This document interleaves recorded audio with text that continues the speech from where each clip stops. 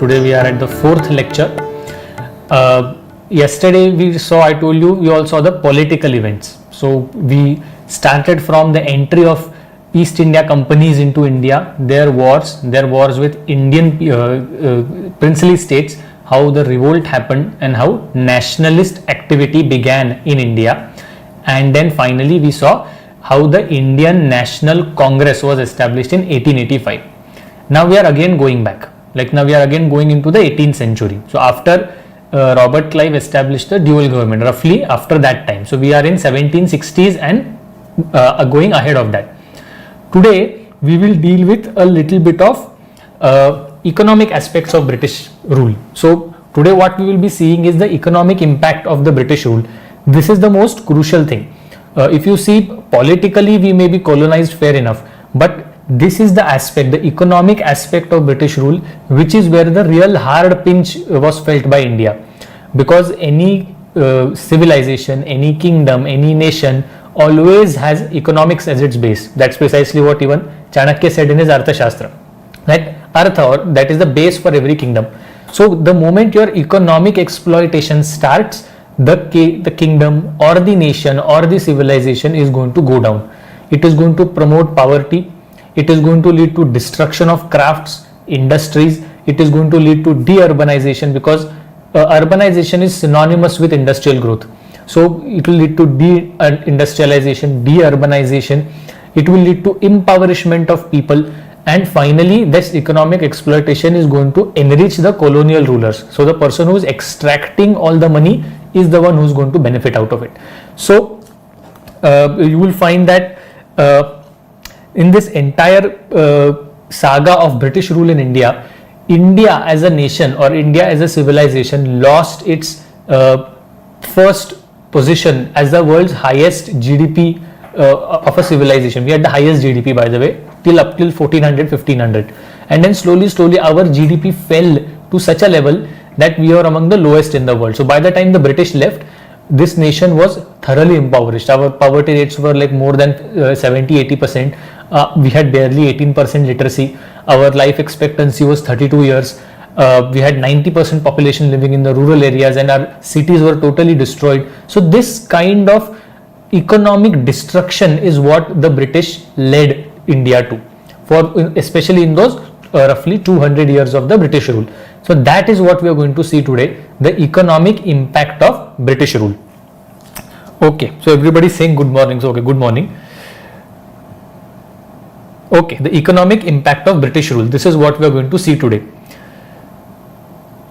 Okay, the first thing that we will be seeing is the commercial policy of the British. Why commercial policy I have taken first? It is because essentially the British were traders. The East India Company was a trading company. If it was a trading company, you will find that the first thing that they will try to suppress in India is the trade. It is trade subversion. Essentially, they will ensure that it is their trade in India which prospers while the Indian exports go down. So that is the commercial policy of the British. So today I have brought many quotes, so you will realize even the contemporary people then what they thought. So Ramesh Chandra Dutt, he was a moderate leader. He wrote a book called The Economic History of India. He wrote it in about 1901. So he analyzed the impact of British rule throughout the 19th century, and he wrote this book, The Economic History of India. Just see what he says about the commercial policy of British. The entire effort was to see how British manufacturers could replace Indians. So British जे Indian manufacturer होते artisans, त्यांच्या बदल्यात British artisans कसे replace होतील, and how British industry could grow at the expense of Indian industry. So essentially the entire focus was how to kill the Indian artisans and how to kill the Indian industry, and in return get the British artisans, British finished products and the British industry to replace them. So when everything British is replaced, naturally what you gain out of it is profit. That profit will be shifted to Great Britain for further funding the growth of that nation. So this is a classic case of economic exploitation of India. So now the commercial policy of the British is broadly divided into two parts.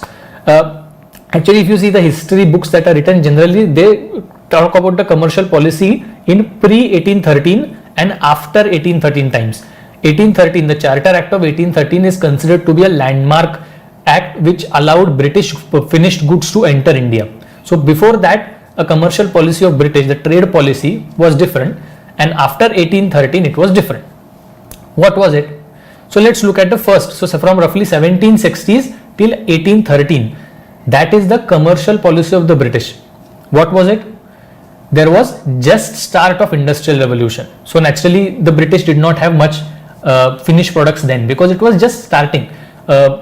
You will find that slowly the British are trying to establish industries in their areas. Slowly some inventions are happening.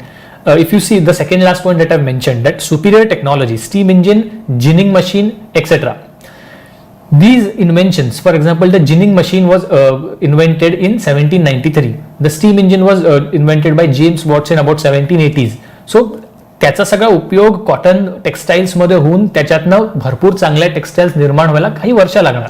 So by 1813 there was not much big industrial revolution in Britain, only it had started. So what happened was, Britain's East India Company's trade policy in the first few decades till 1813 was to come to India, procure finished goods from India, because India had a great tradition of manufacturing cotton and silk textiles, woolen textiles. We exported quality iron products, precious stones, spices and everything. So these are all manufactured products, not really raw materials. So these artisans used to produce all of this.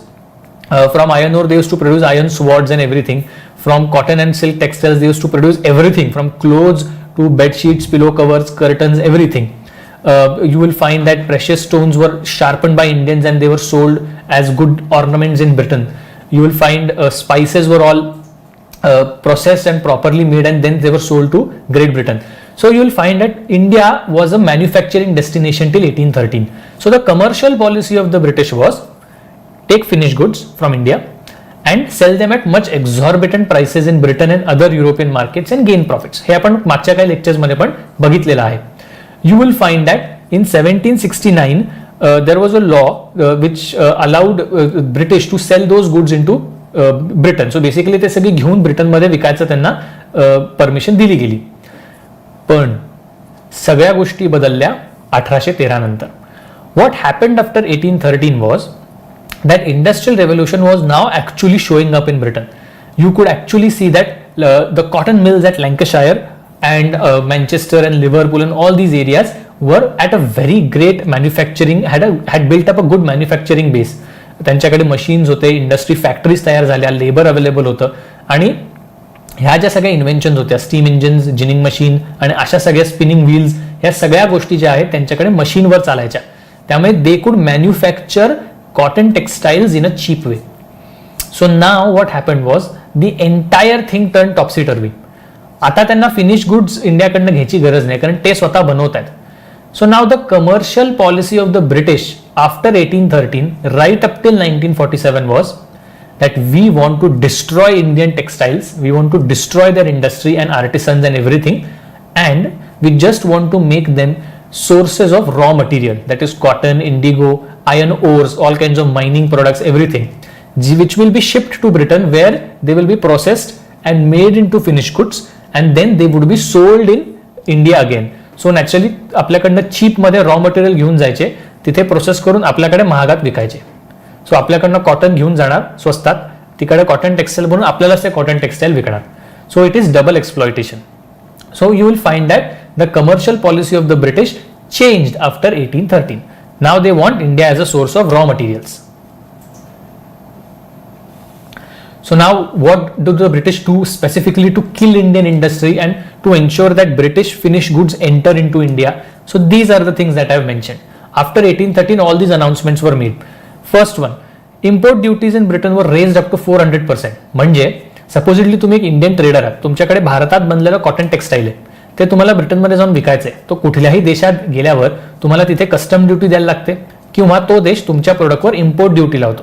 जसं आपण आजही चायनाकडनं स्वस्तात steel येतं म्हणून त्याच्यावर आपण एक import duty लावली जास्तीची, कारण ते which will make the steel costly in India, म्हणजे at least it will discourage that export from China. तेच लॉजिक वापरा. इंडियात एक कॉटन टेक्सटाईल गेलेली आहे, which is already little bit costly because ही हँडमेड आहे, आर्टिसन्सनी बनवली आहे. त्यात तिकडे गेल्यावर त्याच्यावर चौपट भावानी इम्पोर्ट ड्युटी लावली. सांगा कोणी विकत घेईल का ब्रिटनमध्ये? नाहीच घेणार. ते म्हणतील चायला आमच्याकडे मँचेस्टरमध्ये स्वस्तात मिळते, कशासाठी आम्ही इंडियातनं आलेले टेक्सटाईल चौपट इम्पोर्ट ड्युटी लावलेली घ्यायची. So it killed the market of Indian goods in Britain. मुद्दामून केलं, just to kill the market of Indian goods. Once the market is killed, naturally इथे मॅन्युफॅक्चरिंग इंडियात करायला काय उपयोगच नाही, कारण प्रॉफिटच मिळत नाहीये सेल करून, तर मग कसलं मॅन्युफॅक्चरिंग करणार तुम्ही. So this killed the Indian industry in India.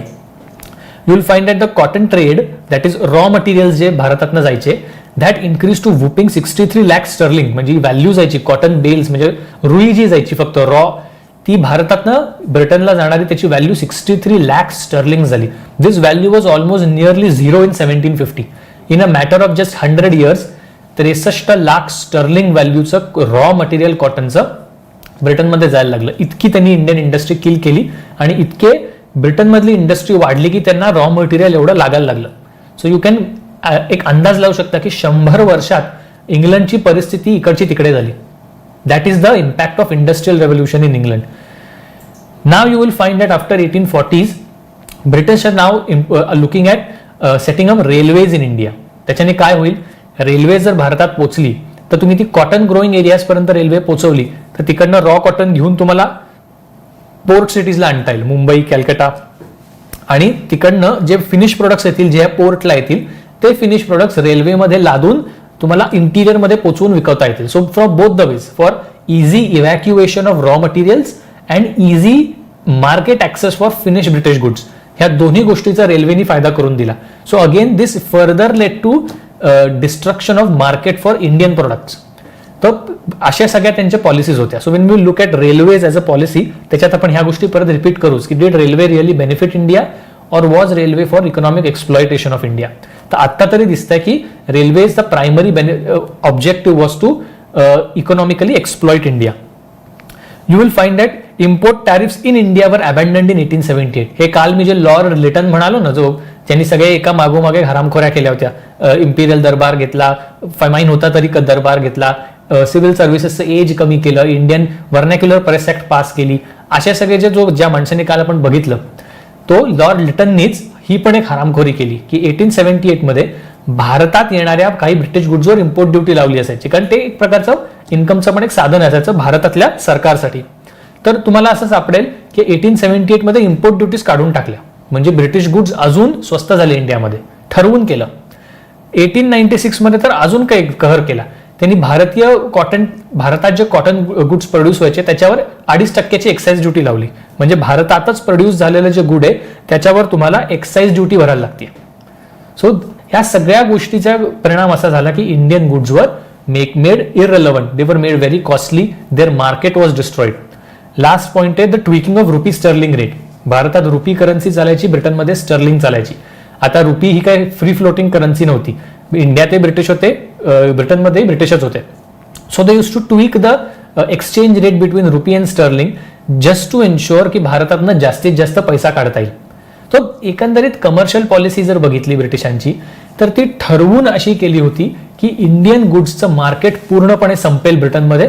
On the contrary, British would be easily able to evacuate raw material from India, make India as a destination for raw material and sell their finish products in to India. तो this is a classic case of economic exploitation. आपला political control भारतावर भारतीयांचा नाही, याचा गैरफायदा घेऊन केलेलं आर्थिक शोषण, बाकी काही नाही. Okay, so this is what happen, the end result.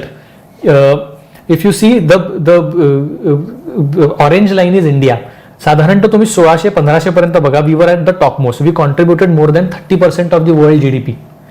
And just look how that graph went down till about 1700 and 1700 नंतर रपकन खाली गेला. On the contrary, the dark blue line is West Europe, which was almost nearly zero in 1820, आणि खालपासून रपकन ती वरती गेली, इतकं की एका पॉइंटला युएसएच्या पण वरती गेली. So you will find that this is the direct graph मधनं सगळी इट्स अ टेल स्टोरी की काही झालं तरी 1700 नंतर भारताचा जीडीपी इतका खाली गेला. World contribution to India's GDP, contribution of India to the world GDP, it went down to such a level की मला इथे दिसतं इंडिपेंडन्सच्या वेळी we contributed barely 5% of the world GDP, barely 5%, and we are no different now, we are still contributing less than 10% of the world GDP. तो तुम्हाला लक्षात येईल की किती एक्सप्लॉयटेशन, किती पैसा बाहेर नेला असेल भारतातनं, किती इंडस्ट्रीज बर्बाद केल्या असतील की आपलं डायरेक्ट ती लाईन जी वर्ल्ड लीडर होतो आपण right since ancient times till about 1500 ती आपली बर्बाद करून 5% खाली कॉन्ट्रीब्युशन दिलं आपलं. So this is a classic graph which tells you the economic exploitation of British. Okay, आता आपण थोडंसं दुसऱ्या विषयाकडे बोलू. कमर्शियल पॉलिसी, ट्रेड पॉलिसी झाली. आता ब्रिटिशांना भारतात इन्कम जनरेट करायचंय. अर्थातच trade is a major source of income की इकडनं रॉ मटेरियल घ्यायचे आणि फिनिश प्रोडक्ट्स इकडे विकायचे. But this is just one source of income. तुमच्याकडे लँड आहे कंट्रोलमध्ये, you have land under your control. So naturally तुम्हाला इकडच्या फार्मर्सकडनं लँड रेव्हेन्यू उकळता येईल. That can become a second source of revenue and rather this is the major source of revenue. ट्रेडपेक्षाही land revenue in India is the most obvious earning of the British. तो भारतामध्ये तुम्हाला direct काश्मीरपासून कन्याकुमारीपर्यंत तुमचं राज्य आहे. सगळीकडे भारतात शेती चालते बिकॉज भारत हा शेतीप्रधान देश आहे. त्यामुळे शेतीवर कर लावणे हा अगदी प्राचीन काळापासून हीच सिच्युएशन आहे इंडियामध्ये. If you study ancient India you will realize that the kings use to tax agriculture. That was the main source of taxation. Medieval टाइम्समध्ये सुद्धा तुम्ही ते सापडेल. अलाउद्दीन खिलजीचे टॅक्सेशन रिफॉर्म्स. मुघल टाइममध्ये तुम्हाला ती आईनी दहसाला नावाची सिस्टम सापडेल. ह्या एकंदरीत एन्शियंट अँड मिडिवल टाइम्समध्ये सुद्धा ॲग्रिकल्चरवर काढलेला रेव्हेन्यू म्हणजे त्यांच्यावर लादलेला कर use to be the largest source of revenue for any kingdom. That was continued by the British. It is only after 1947 that India abolished taxes on agriculture. आजही आपल्याकडे शेतकऱ्याला टॅक्स नाहीये, शेतीवर टॅक्स नाहीये. आपल्याकडे फक्त मॅन्युफॅक्चरिंग आणि सर्व्हिस सेक्टरवर टॅक्स आहे. आपल्याकडे शेतीवर टॅक्स नाहीये. पण 47च्या आधी since ancient times till 1947 agriculture was always taxed. So the British essentially continued the concept of taxing agriculture so to gain revenue. कारण ह्या रेव्हेन्यू मधनं तुम्हाला भारतात सरकार चालवायची आहे, तुम्हाला इकडची आर्मी आहे ती पोसायची आहे, तुम्हाला असंही दिसेल की तुम्हाला इकडच्या रेव्हेन्यू ऑफिशियल्स आहेत किंवा एकंदरीत सिव्हिल सर्वंट्स आहेत त्यांना पैसे द्यायचे आहेत, तुम्हाला काय 4-5 इन्व्हेस्टमेंट्स करायचे आहेत, तुम्हाला ह्या सगळ्या गोष्टीसाठी पैसा लागतो. तो पैसा जर तुम्हाला जनरेट करायचा असेल तर तुम्हाला अर्थात लँड रेव्हेन्यू लागणारच. नुसतं ट्रेडवर तुम्हाला अवलंबून राहून चालत नाही.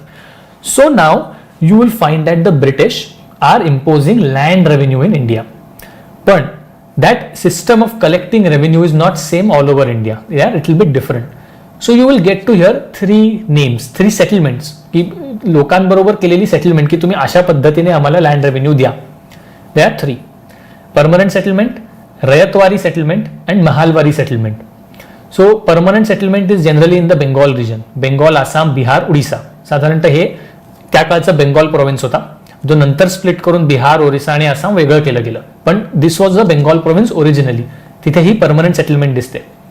तुम्हाला डेक्कन, गुजरात, सिंध आणि पूर्ण साऊथ इंडियामध्ये रयतवारी सेटलमेंट दिसते. आणि जी हिंदी हार्टलँड आहे राजस्थान, यूपी, हरियाणा आणि अख्खा पंजाबपर्यंत तो सगळा भाग महालवारी सेटलमेंट खाली येतो. सो हे सगळे वेगवेगळ्या ठिकाणी तिकडच्या कंडिशन्स विचार करून ब्रिटिशांनी वेगवेगळ्या सेटलमेंट्स आणल्या. तर त्या आपण आता सेटलमेंट्स बघणार आहोत. This is not some great invention by the British. This is just a mode of economic exploitation. So we will also see how these settlements essentially altered the social and village life of Indians. त्याचा पण एक प्रचंड परिणाम भारतावर झाला. Okay, let's start with the permanent settlement. माझा I don't know थोडंसं साईडनी तो पीपीटी कट होतो असं मला वाटतंय, पण I guess you can read the side heading. It is written as permanent settlement of 1793. Okay, ना गरज का लागली त्यामागचं आपण एक बॅकग्राऊंड पहिले बिल्ड करूयात. आता माझ्या प्रॉब्लेम काय होतोय, ब्रिटिशांना फिक्स्ड रेव्हेन्यू मिळतच नाही. Bengal was the first region where the British established their power. So naturally बंगालमध्ये सगळ्या रेव्हेन्यू सेटलमेंट्स पहिले झाल्या. You will find that in 1760s till 1790s Bengal had no fixed source of revenue to be given to British. त्यांच्याकडे त्यांच्या मनासारख्या पद्धती होत्या. जाऊन जमीनदारांना लुटा, सामान्य लोकांना लुटा, अशा सगळ्याचे परिणाम चालले होते. You will find that the dual government that we had talked about that is 1765 till 1772 Robert क्लाइव्हची जी ड्युअल गव्हर्नमेंट होती तिथे वाटेल तसं लुटायचे आणि त्याचा इम्पॅक्ट झाला 1769-1770.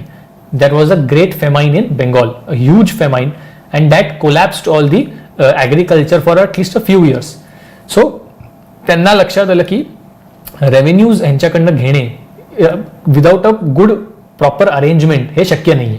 म्हणून 1772 मध्ये वॉरन हेस्टिंग झाला, ते पण आपण शिकलो. He brought something called as the ijaradari settlement which is revenue farming.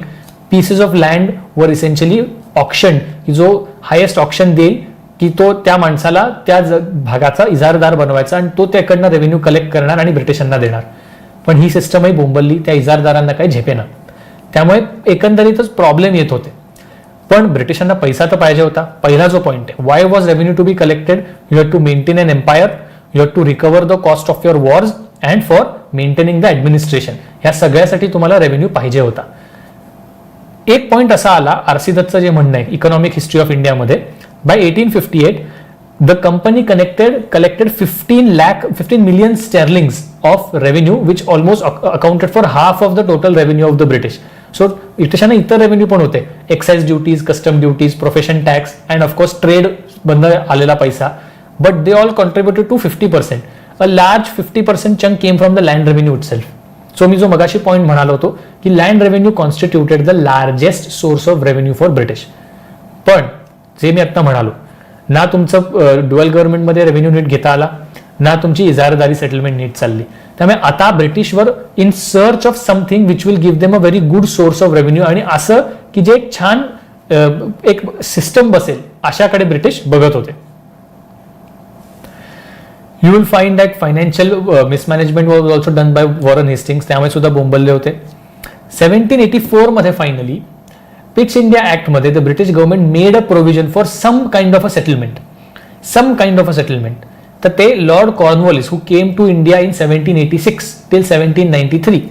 In 1790 Lord Cornwallis came up with a decennial settlement, जी अकबराने आणली होती. ऐन ई दहसाला 10 वर्षासाठी रेव्हेन्यू फिक्स, की तुमची ही जमीन आहे, तुमच्या जमिनीचं एवढा रेव्हेन्यू ठरवून दिला जाईल, पुढची 10 वर्ष तरी एवढाच रेव्हेन्यू भरायचा, 10 वर्षानंतर तो रिवाइज केला जाईल. ते डेकॅनियल, एक डेकेड रिलेटेड सेटलमेंट लॉर्ड कॉर्नवॉलिसने आणायचा प्रयत्न केला. पण त्याच्यातही लॉर्ड कॉर्नवॉलिसनी इम्प्रुव्हमेंट आणली, आणि इम्प्रुव्हमेंट आणून ही brought something called as a permanent settlement in 1793. So ती जी परमनंट सेटलमेंट जी बेंगॉल रिजनसाठी जी केली होती ती आता आपण बघणार आहोत. Okay, the provisions of the permanent settlement.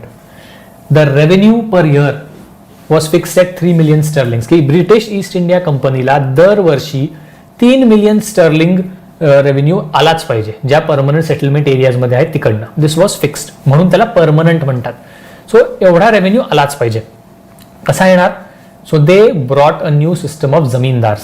So त्यांनी काय केलं, पूर्वीचे लँडलॉर्ड्स मुघलांच्या काळातले होतेच बंगालमध्ये, पण त्यांना बाजूला काढून त्यांनी काय केलं की जसं इजारदारी सिस्टम होती तशीच, की जो कोण जास्तीत जास्त रेव्हेन्यू उकळू शकेल त्याला त्यांनी जमीनदार बनवून टाकलं त्या एरियाचं, आणि त्यांना ब्रिटिशांनी पॉवर दिली that now you have the power to extract revenue from this land.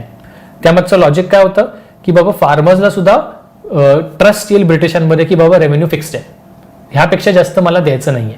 So at least farmers will be at least assured of a fixed revenue. That zamindar being an Indian will collect a revenue from Indians, and that zamindar will give that revenue to the British. Any extra revenue that the zamindar collected over and above his mandated collection can be kept by zamindar in his own account or in his own pocket. So ती जमीनदाराची वरची कमाई आहे. So त्याच्यामध्ये काय केलं त्यांनी की तो जमीनदार होता त्याला सुद्धा त्याच्या कामाची श्युरिटी देण्यासाठी it was made hereditary. So zamindar त्याच्या मुलाकडचा पण त्याचा मुलगा पण जमीनदार होणार. So zamindari rights were made hereditary as well as transferable. एक जमीनदार स्वतःच्या राईट्स कोणाला तरी दुसऱ्याला पण ट्रान्सफर करू शकतो. सो यू कॅन सी एक प्रकारचा सिस्टम बसवायचा प्लॅन त्यांचा होता की फार्मरलाही फिक्स रेव्हेन्यू, जमीनदारालाही एक श्युरिटी की हेरिडिटरी आहे आणि एक्स्ट्राची कमाई माझ्या खिशात जाणार, आणि ब्रिटिशांनाही श्युरिटी की बाबा आमच्याकडे फिक्स्ड इन्कम येणार. अशा एक प्रकारचं सेटलमेंट आणायचा त्यांनी प्रयत्न केला होता. दिस is permanent settlement.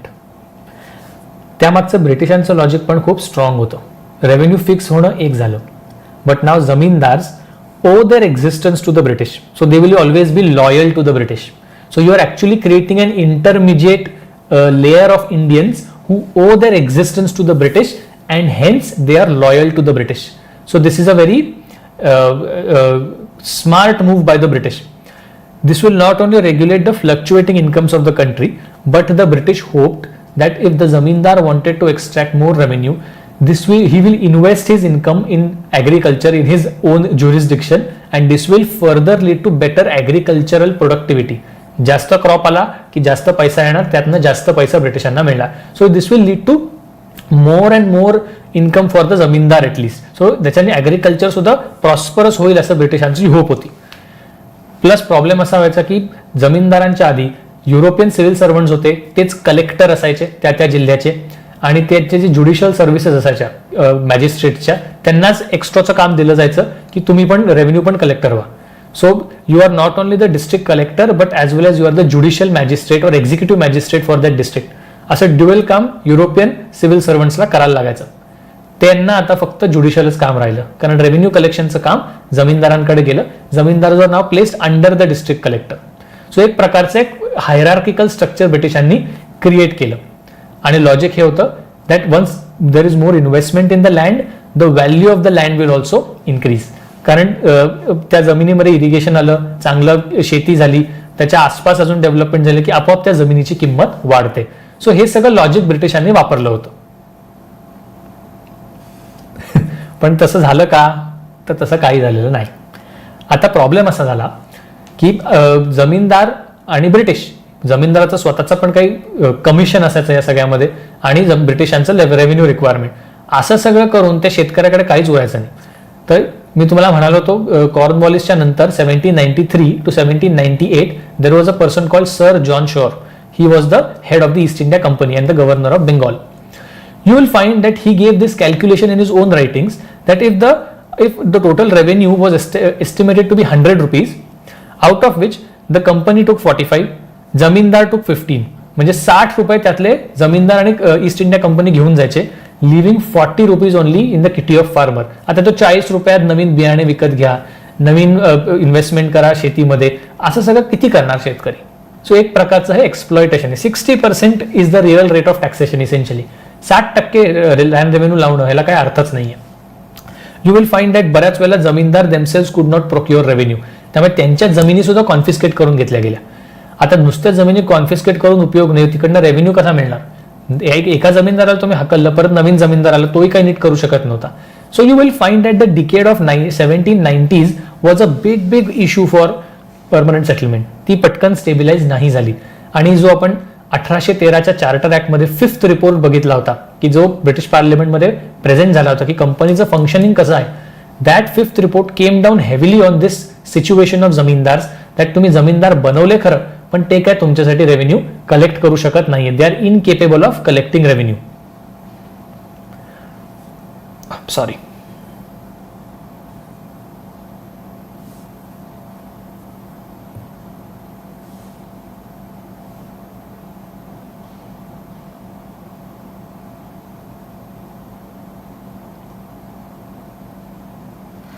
Okay. So now zamindar ते आता हे सगळे आपण प्रॉब्लेम्स बघतोय परमनंट सेटलमेंट मधले ऍडव्हर्स इम्पॅक्ट. तो काय होता ते पण सांगतो. आता जमीनदारची जमीन हा तो घेऊ शकत नव्हता, रेव्हेन्यू काढू शकत नव्हता, म्हणून ब्रिटिशांनी त्याची जमीनदारी कॉन्फिस्केट केली आणि नवीन लोकांना ती ऑक्शन करायचा प्रयत्न केला. बऱ्याच वेळेला असं व्हायचं की जमीनदारच माणूस स्वतःची जमीनदारी वाचवायला त्याच्याच कुठल्या तरी माणसा थ्रू ते ऑक्शन करून घ्यायचा, म्हणजे शेवटी ती जमीनदारी त्याच्याचकडे राहील. सो बुर्दवानचा जो राजा होता 1797 मध्ये, त्यांनी स्वतःची जमीन अशीच वाचवली. यू विल फाइंड दॅट जरी रेव्हेन्यू फिक्स्ड होता परमनंट सेटलमेंटमध्ये, तरी हे जमीनदार त्याच्यावर स्वतःचे नवीन एक्स्ट्राचे ब्राइब्स मागायचे, स्वतःसाठी खर्च वरचा मागायचे. त्यामुळे फार्मरला जे ऍक्च्युअली फिक्स्ड व्हायला पाहिजे होता रेव्हेन्यू, परमनंट व्हायला पाहिजे होता परमनंट सेटलमेंटमध्ये, तो काय परमनंट झाला नाही.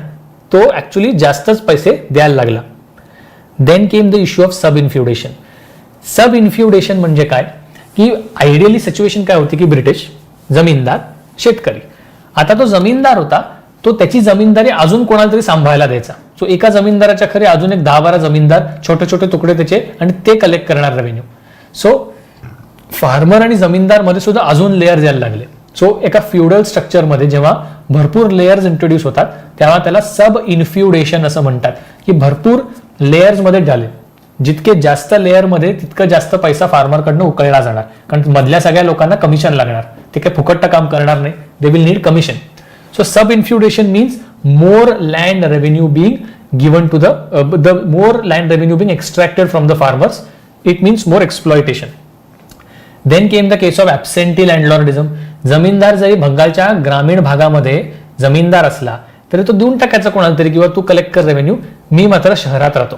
तो कलकत्त्यामध्ये ब्रिटिश कॅपिटलमध्ये मोठ्या मोठ्या हवेल्या बांधायचा आणि तिथे जाऊन आरामात राहायचे आणि लँड रेव्हेन्यू कलेक्शन त्यांच्या चिल्ल्या पिल्ल्यांना काम देऊन टाकायचं किंवा सब इन्फ्युडेशन करून टाकायचं, कोणाला तरी अधिकार देऊन टाकायचे. असे सगळे ॲब्सेंटी लँडलॉर्डिझम चालू झालं. मी पुढे तुम्हाला फोटोज दाखवीन जमीनदारांची घरं कशी असायची. You will realize the kind of eloquence that these people had. आता 1799 मध्ये ब्रिटिशांनी अजून एक खेळी केली ज्याच्याने अजून झोल झाला. 1799 मध्ये जमीनदारांनाही अधिकार दिले गेले की कुठला शेतकरी जर त्याला त्याचा जेवढा रेव्हेन्यू द्यायला पाहिजे तेवढा तो देत नसेल तर त्याची जमीन जप्त करा. You can actually confiscate the land of the peasant. म्हणजे आता जो पेझंट होता, जो actually he was the owner of that land, henceforth he just becomes a tenant on his land, कारण त्याची जमीन कधीही त्याच्या आतनं जाऊ शकते. सो ही कसली डेंजरस सिच्युएशन झाली. आणि ह्या सगळ्यामुळे लँड एकदा सेलेबल कमॉडिटी झाली की जप्त करू शकतो आम्ही असं तसं, तर लँडची व्हॅल्यू आपोआप खाली जाते. असं जमीन कोणी विकत घ्यायच्या मनात करत नाही, कारण काय माहित मी पैसे खर्च करून जमीन विकत घेईन, पण मी जर नीट शेती करू शकलो नाही तर माझी जमीन जाईलच ना माझ्या हातनं, माझं सगळंच नुकसान होईल. So the land value also went down because now the peasants are no more the owners of that land. That land can be confiscated if they default on their payments. जमीनदारांवर रिस्ट्रिक्शन होते. असं नाही की जमीनदारांना वाटेल तसं करायचे. जमीनदार काय करायचे, त्यांचे काही स्वतःचे लोक असायचे टॅक्स गोळा करायला, पण हे सोडता जमीनदाराची काही आर्म्ड फोर्स असायची, जमीनदाराची स्वतःची कचेरी असायची, ते सगळं त्यांनी बंद करून टाकलं. कचेरीनं तर डायरेक्टली डिस्ट्रिक्ट कलेक्टरच्या सुपरविजन खाली आणलं. जमीनदाराला स्वतःची कुठलीही आर्म्ड फोर्स लावायला परवानगी नव्हती, जस्ट टू एन्श्योर की जमीनदार ब्रिटिशांच्या हाताखाली राहतील. सो किती रिस्ट्रिक्शन झालेत बघा. एक सेटलमेंट पण त्यातनं 50 नाटकं बाहेर आली. शेतकऱ्याला प्रचंड पैसा द्यायला लागतोय, त्याची जमीन त्याच्याकडे नाही. आता जमीनदारांनाही तेच नाटक आहे की तुम्ही जर नीट पैसे दिले नाही तर जमीनदारी तुमच्या हातनं घालून घेणार. जमीनदाराला स्वतःला अधिकार नाही. जमीनदार म्हणतो की मी कलकत्त्यात राहणार, दुसऱ्याला अधिकार देऊन टाकणार. There will be subinfeudation and ultimately the end result is that the British revenues never stabilized. It led to fall in the value of land. So ह्या सगळ्याचा परिणाम खूप वाईट झाला बंगालमध्ये. The people were more impoverished. So the Bengal region which was the most prosperous region in medieval India is now slowly going to ruins because of this permanent settlement. त्यामुळे मी 2 लोकांचे कोट आणलेत. T.R. Holmes नावाचा historian आहे. Just see what he said. It is a great blunder because tenants did not benefit. So permanent settlement was a great blunder because the tenants did not benefit, zamindars defaulted and their lands were sold for the benefit of the British government. So एवढं करून तुम्ही स्वतःचा revenue कसा बसा काढायचा म्हणून जमिनी विकून टाकल्या, पण this is not a permanent settlement. हे फक्त तुम्ही तात्पुरती रेव्हेन्यू काढण्यासाठी केलेली एक सेटलमेंट आहे. त्यामुळे ह्या सगळ्याचा कुठेही बंगालच्या लोकांना, जमीनदारांना, शेतकऱ्यांना आणि ब्रिटिशांना कोणालाच फायदा होत नव्हता. Dadabhai Naoroji, he was, I told you, East India association जे आपण काल बघितलं, he use to do a lot of propaganda in Britain. He was elected to House of Commons. काल आपण तेही बघितलं, talk which was organized on famines by East India association. So Dadabhai नौरोजींचा या फार्मिंग रिलेटेड इश्यूजवर खूप स्टडी होता. So he made a very terse statement with very sharp statement. He says the farmer starves in peace and dies in peace. कारण ब्रिटिशांचं म्हणणं होतं की आमच्या परमनंट सेटलमेंटमुळे पीस आलाय रुरल एरियाजमध्ये. Now there is predictability and stability in rural areas. त्याच्यावर नवरोजी म्हणाले that the farmer starves in peace and dies in peace. So ही सिच्युएशन बंगालमध्ये आली. So this permanent settlement prove to be a big problem. Left side is the Raja of Burdwan who was also the zamindar. Look at his haveli at Diamond Harbour, Calcutta. And on the right side, this is yet another zamindar's palace in Calcutta. It's called the Andul Raj Palace. Calcutta मध्येच आहे. Just look at the magnificence. मोठे मोठे pillars, एकदम मस्त architecture. Just see the money that you must have got from all of this zamindari at the cost of your own peasants and for the sake of some foreign ruler. So you can understand किती moral corruption होतं त्यावेळी. ह्यांना काही वाटत नव्हतं एवढं लुटायला. On a side note, Rabindranath Tagore's family was also a zamindar family. त्यांचं बांगलादेश बॉर्डरवर, बट इन बांगलादेश टुडे त्यांच्या तिथे त्यांची जमीनदारी होती आणि I guess it is called as Thakurbari. Thakurbari, त्यांचं नाव टॅगोर म्हणजे ठाकूरच आडनाव होतं त्यांचं. सो आय गेस ठाकूरबाडी नाव आहे त्याचं and it is there in Bangladesh today. तिकडनं रवींद्रनाथ टागोर आयुष्यभर त्याच्या जमीनदारीच्या पैशावर जगलेले आहेत. म्हणून he could spare so much time for his writings and poems and Rabindra Sangeet and everything because his entire family survived at the cost of Indian peasants. So as a side note, but many you will find नंतरच्या बंगालच्या काळामध्ये बंगाली भद्रलोक जे वर आले, elite sections of society, they were not just teachers and lawyers and all those educated sections but they also included zamindars. So हे सगळे जमीनदार rich and elite झाले बंगालमध्ये at the cost of the peasants of Bengal. Okay, this was so much for the permanent settlement. If you have any questions, please type it. Now we will go to the next settlement. It is the Rayatwari settlement. Now the Rayatwari settlement essentially was there in Deccan and South India. आता रयतवारीची गरज का पडली? Permanent सेटलमेंटचे drawbacks दिसत होते की permanent settlement काय तुम्ही करू शकत नाही, तुम्ही वाटेल तसे जमीनदार आणू शकत नाही. त्यांना हेही दिसत होतं की मराठा, कारण we are talking of the late 18th century, 1790s आणि तो भाग आहे, त्यावेळी ब्रिटिशांचं मद्रास अँड सराउंडिंग रिजनमध्ये खूप ताकद वाढली होती, पण डेक्कनमध्ये त्यावेळी मराठा होते. So you will find that you have to fight Mysore, you have to fight Marathas. So you need to raise revenue from the Madras region to fight. So तिथे मद्रास मधल्या रिजन्समध्ये सुद्धा लँड रेव्हेन्यू लावणं गरजेचं होतं. And then you also had enlightenment age. So एक कारण असं दिलं जातं की स्कॉटिश थिंकर्स जे होते स्कॉटलँडमधले, द बेस्ट बिंग डेव्हिड रिकार्डो, ज्याचं मी इथे मेन्शन केलंय, these people took a very humane stand when it comes to agriculture. So he came up with his rent theory. Rent theory अशी that शेतकरी जेवढं इनपुट देईल शेतीसाठी ते प्लस थोडंसं त्याचं प्रॉफिट, एवढं पैसा शेतकऱ्याकडे परत गेला पाहिजे त्या शेतीतनं, आणि त्या वरचं जे इन्कम असेल ते मात्र सरकारने घेतलं पाहिजे as a rent. So that rent theory essentially was much more favourable towards farmers. They wanted farmers to also get income, they wanted agriculture to become prosperous. तर अशा सगळ्या थॉट प्रोसेसेसमधनं त्यावेळी मद्रासचा गव्हर्नर होता थॉमस मुनरो. थॉमस मुनरो नावाचा एक माणूस, ही थॉट की ह्या सगळ्यातनं we will let's experiment a new type of settlement. त्याला असंही दिसलं की त्यावेळी भारतामध्ये जी स्टँडर्ड सेटलमेंट होती ती रयतवारीच होती. म्हणजे मुघलांच्या काळापासून किंवा दख्खनच्या भागामध्ये मराठा साम्राज्यामध्ये सुद्धा रयतवारी सेटलमेंटच होती. What is ryotwari? There are no intermediaries, no zamindars, nothing. The British government will directly collect revenue from individual farm owners. So तुम्ही शेतकरी आहे तर तुम्ही डायरेक्टली ब्रिटिशांना पैसे द्यायचे. There is no intermediary. Maratha साम्राज्यात तेच होतं.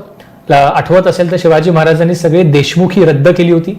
सगळे देशमुख जे मध्ये लँडलॉर्ड्स होते इसेन्शियली, जे त्यांच्याकडनं त्यांच्या जागिरीतनं पैसे जमा करायचे आणि मराठा राजाला द्यायचे, ते सगळी सिस्टम शिवाजी महाराजांनी रद्द केली होती आणि एक फ्लॅट 10% सरदेशमुखी टॅक्स लावला होता की 10% सरदेशमुखी लोकांनी डायरेक्टली स्वतःच्या इन्कमचा 10% छत्रपतीला डायरेक्टली द्यायचा.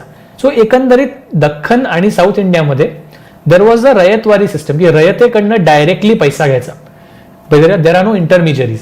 सो मुनरोनी तीच सिस्टम पुढे ढकलण्याचा प्रयत्न केला. So when will see orientalism in cases of when will see the education of India, तिथे ओरिएंटलिझमचा अर्थ हाच आहे that the British are essentially trying to take ahead the existing Indian structures for their benefit. So this is one example की जुन्यापासून इकडे सरकारच directly रयतेकडनं पैसे घेते ना, तर आम्हीही तसंच करतो. ह्या लॉजिकनी रयतवारी सिस्टम थॉमस मुनरोनी आणण्याचा प्रयत्न केला. जनरली रयतवारीचे 3 स्टेजेस आहेत, कारण रयतवारी स्टेबलाइज व्हायला खूप वेळ लागला. 1794 till 1807 that is the first time where Munro was the governor. तर त्याच्या काही पहिल्या एक्सपेरिमेंट्स होत्या. You will never find that huge revenue collection systems are very accurate और very good at the first instance. They are always in experiment stage आणि नंतर कधीतरी त्यांना परफेक्शन येतं. सो फर्स्ट स्टेज जी होती 1807 पर्यंत, तर मुनरोने काही एक्सपेरिमेंट्स केल्या, ते आपण बघू पुढे. They failed. So but still somehow the ryotwari system continued. Munro return in 1820. Then he improved on his own revenue system till 1864. की त्या पूर्ण रेव्हेन्यू सिस्टममध्ये थोड्याशा काही इम्प्रूव्हमेंट्स आणल्या, त्याच्यातही थोडेसे इश्यूज झाले, म्हणून 1864 नंतर एक फायनल रयतवारी सेटलमेंट केली गेली. तो अशा 3 स्टेजेसमध्ये तुम्हाला रयतवारी दिसेल. तर आपण त्या 2 पहिल्या स्टेजेस ज्या आहेत त्या पहिले बघूयात. रयतवारी इन मद्रास. सो 1794 मध्ये जेव्हा मुनरोनी रयतवारी आणायचा प्रयत्न केला तेव्हा त्यांनी काय केलं, त्यावेळी पट्टा सेटलमेंट असायचे. पट्टा म्हणजे काय, एक टायटल दिलं जसं आपला 7/12 असतो तसा एक पट्टा असतो, जो it's a document which tells the farmer that you are the owner of your land. So त्या पट्ट्यावरनं थॉमस मुनरो डिसाइडेड की ह्या फार्मरची एवढी जमीन आहे आणि त्या ह्याच्यावरनं तू मला एवढा रेव्हेन्यू द्यायचा. एक क्रूड सेटलमेंट अशी ती करायचा प्रयत्न केला होता. You will find that ryot ऐकेच ना पहिले कारण ब्रिटिश एकदम संख्येने कमी होते. Now there is no intermediary, British directly have to go and collect revenue. So ryot ऐकतच नव्हती, त्यामुळे थोडासा प्रॉब्लेम झाला आणि ही सगळी प्रोसेस जी होती खूप आर्बिट्ररीनेस आला. So the process was abandoned in 1807 की जरा जाऊ दे, सोडून द्या.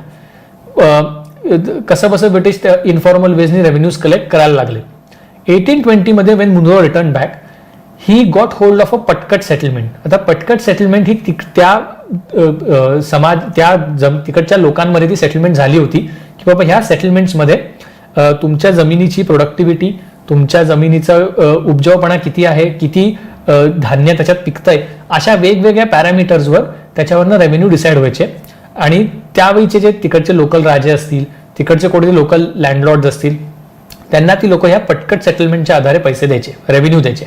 तर तीच सेटलमेंट ब्रिटिशांनी उचलली आणि त्यानुसार त्यांना रेव्हेन्यू चार्ज करायचा प्रयत्न केला. ह्यावेळी मात्र उलटं झालं. पहिल्या केसमध्ये रयत ऐकेच ना, त्यामुळे रेव्हेन्यू लॉस झाला. आता असं झालं की ह्याच्यातनं ओव्हर असेसमेंट झाली, त्यामुळे लोकांवर एकदम बर्डन वाढलं आणि त्याच्याने लोक पैसे द्यायच ना, कारण लोकांकडे पैसेच नाहीत तेवढे. सो त्याचा परिणाम असा झाला की ह्या सगळ्यामध्ये ती सेटलमेंटमध्ये हळूहळू प्रेशर वाढायला लागलं ब्रिटिश गव्हर्नमेंटवर. त्याच्यामुळे लोकांचे अत्याचार झाले, परत शेतकरी गरीब झाला, दे लॉस देअर लँड, अशी सगळी नाटकं झाली. म्हणून 1864 मध्ये this revenue settlement was further improved आणि आता त्यांनी एक पूर्ण प्रॉपर लँड सर्वे सिस्टम त्यांनी इंट्रोड्यूस केला की प्रॉपर तुमचं लँड जमीन किती आहे त्याचा सर्वे करून प्रोडक्टिव्हिटी आणि प्रॉस्पेक्टेड राईज किती होईल या सगळ्याचा एकत्र करून 50% रेव्हेन्यू रेट फिक्स करून टाकला की आता तुमचं जेवढं इन्कम असेल हे आमच्या सर्वेनुसार दिसलंय त्याचं 50% रेव्हेन्यू तुम्ही आम्हाला द्या. And this revenue settlement for 30 years. आणि नंतर ती हळूहळू इन्फ्लेशन वाढत जातात काही वर्षांनी, त्यामुळे ते रेव्हेन्यू व्हॅल्यू फक्त ती वाढवली. बट ही रेव्हेन्यू सेटलमेंट 1864 नंतर जी झाली ती 1947 पर्यंत कंटिन्यू राहिली. सो ही रेव्हेन्यू सेटलमेंट ऑफ रयतवारी जी डायरेक्टली जिथे ब्रिटिश लोकांकडनं पैसे घेत होते. आता इम्पॅक्ट काय झाला तो पण आपण बघूया. रेव्हेन्यू वॉज 50%, कमी नाहीये. म्हणजे जिथे महाराष्ट्रात 10% घेतलं जायचं, एकंदरीत the standard rate of taxation was 1/4 to 1/3, म्हणजे 25% ते 33% is considered to be a very standard way of taxation. हे 50% घेतात, नॉट गुड. हाय रेव्हेन्यू आहे. त्यात सुद्धा British became the super landlord, कारण there is no intermediary. British directly super landlord बनले. भारतीय असता तर काहीतरी इन्फॉर्मल ऍडजस्टमेंट करता आली असती की अहो साहेब आत्ता पैसे नाही नंतर देतो. ब्रिटिश ऐकायलाच तयार नाही, त्यामुळे जमिनी फटाफट त्यांच्याकडनं कॉन्फिस्केट केल्या जायच्या आणि विकल्या जायच्या. लँड मार्केट त्याच्यामुळे खाली गेलं, कारण प्रोडक्टिव्हिटीज येत नव्हती. एवढा हाय रेव्हेन्यू गेल्यावर फार्मर इन्व्हेस्ट काय करणार त्याच्या फार्म्समध्ये. तो there was no productivity, so land market went down.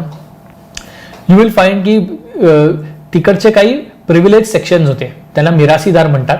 आणि तिकडचे काही सदर्न इंडियामध्ये in the medieval times they use to give a lot of land grants to Brahmins for as a matter of एक प्रकारची रिलिजियस ड्युटी म्हणून सुद्धा, किंवा एकंदरीत टेम्पल्सला लँड असायचे, एज्युकेशन इन्स्टिट्यूशनला लँड असायचे. तर त्या सगळ्यांचे प्रिव्हिलेजेस मात्र ब्रिटिशांनी ठेवले की बाबा त्यांना रेव्हेन्यू आपण कमी आकारू. त्यामुळे अजूनच रेव्हेन्यू लॉस व्हायला लागला ब्रिटिशांना, की त्यांना मात्र ह्या सेक्शन्सला रेव्हेन्यू द्यायची गरज नाही पडली.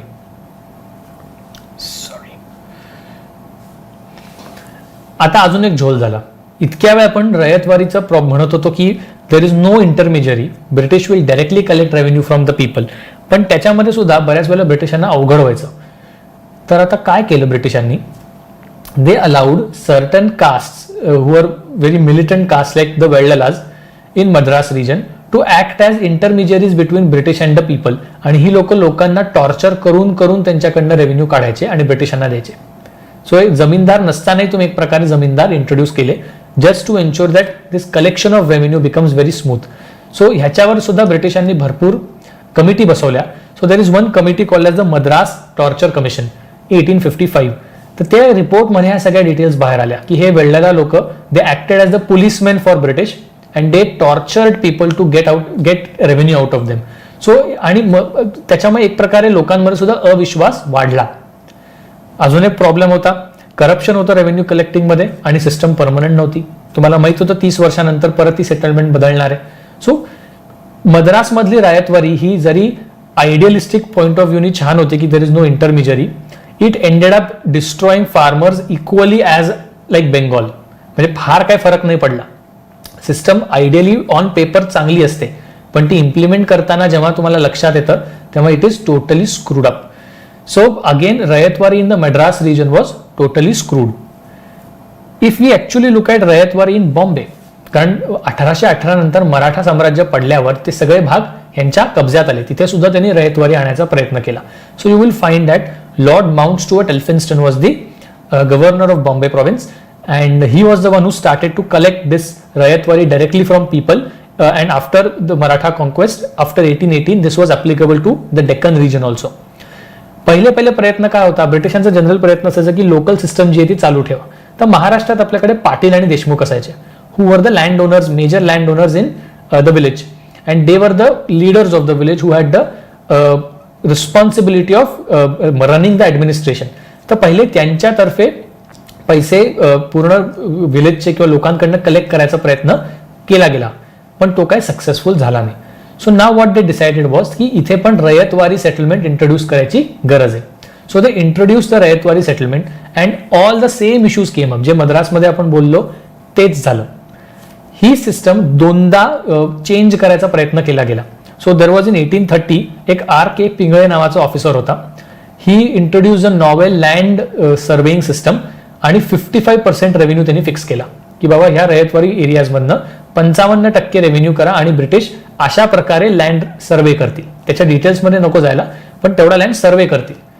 दिस सिस्टम वेंट डाऊन, म्हणजे एवढी काही ती खास सिस्टम नाही झाली. एक second improvement was made by Wingate and Goldsmith हे जे ऑफिसर्स होते 1835 मध्ये. त्यांनी एक बॉम्बे सर्वे सिस्टम आणली की ज्या भागात how to survey land in the Bombay region, त्यानुसार त्यांची आपल्याकडे कोरडवाहू शेती जास्त होती त्यामुळे कशी प्रोडक्टिव्हिटी, त्यातनं किती उत्पन्न निघेल ह्याचं कॅल्क्युलेशन किती कसं करायचं ही सिस्टम त्यांनी आणली आणि त्या बेसिसवर त्यांनी रेव्हेन्यू आकारायला सुरुवात केली. ते म्हणाले की quality of land, price rise and immediate rent of the past या 3 ऍस्पेक्ट्सवर ते ठरणार की आधी किती रेव्हेन्यू भरलाय, इन्फ्लेशन किती वाढू शकतं आणि क्वालिटी ऑफ लँड म्हणजे किती उपजाऊ आहे जमीन, ह्यावरनं रेव्हेन्यू ठरणार.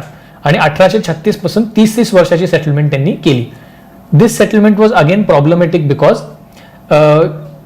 ॲज युजल करप्शन झालं, ओव्हर असेसमेंट झाली, रेव्हेन्यू खूप जास्त होता.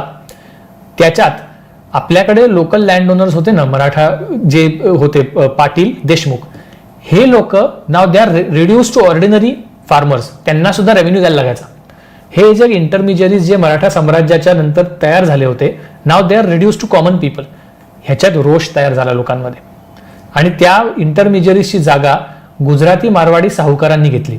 हे जे साहुकार होते ते फार्मर्सला पैसे द्यायचे आणि मनी लेंडिंग करायचे, लुबाडायचे आणि त्यांच्या जमिनी हस्तगत करायचे. असे सगळे प्रकार आता वेगवेगळे प्रकार व्हायला लागले. Once the traditional structure of society was destroyed by ryotwari settlement in Bombay. आणि ह्या सगळ्याचा एक कल्मिनेशन म्हणता एक परिणाम झाला डेक्कन रायट्स ऑफ 1875. ते आपण जेव्हा पेझंट रायट्समध्ये बघू तेव्हा आपण बघूयात, पण ही रयतवारी सेटलमेंटचा एक direct impact Deccan riots of 1875 मध्ये झाला. So you will find it again the ryotwari system in Bombay is also equally problematic. It is not letting people to live properly. Okay, so आता आपण एक प्रकारे पुढच्या सेटलमेंटकडे जातोय, महालवारी सेटलमेंट. सो 2 सेटलमेंट्स आपल्या संपल्यात, permanent and ryotwari. I told you the British slowly in 1830s got hold of the Hindi heartland, the Gangetic Valley. बिहारचं बंगालमध्येच होतं, पण UP, upper parts of Madhya Pradesh, Haryana, little parts of Rajasthan and the entire Punjab. Punjab we saw was under British control after 1849. So ह्या सगळ्या रिजन्समध्ये आता ब्रिटिशांच्या आधिपत्याखाली आले म्हटल्यावर तिथे पण रेव्हेन्यू आकारायला लागेल. पण आता British were again open to new things.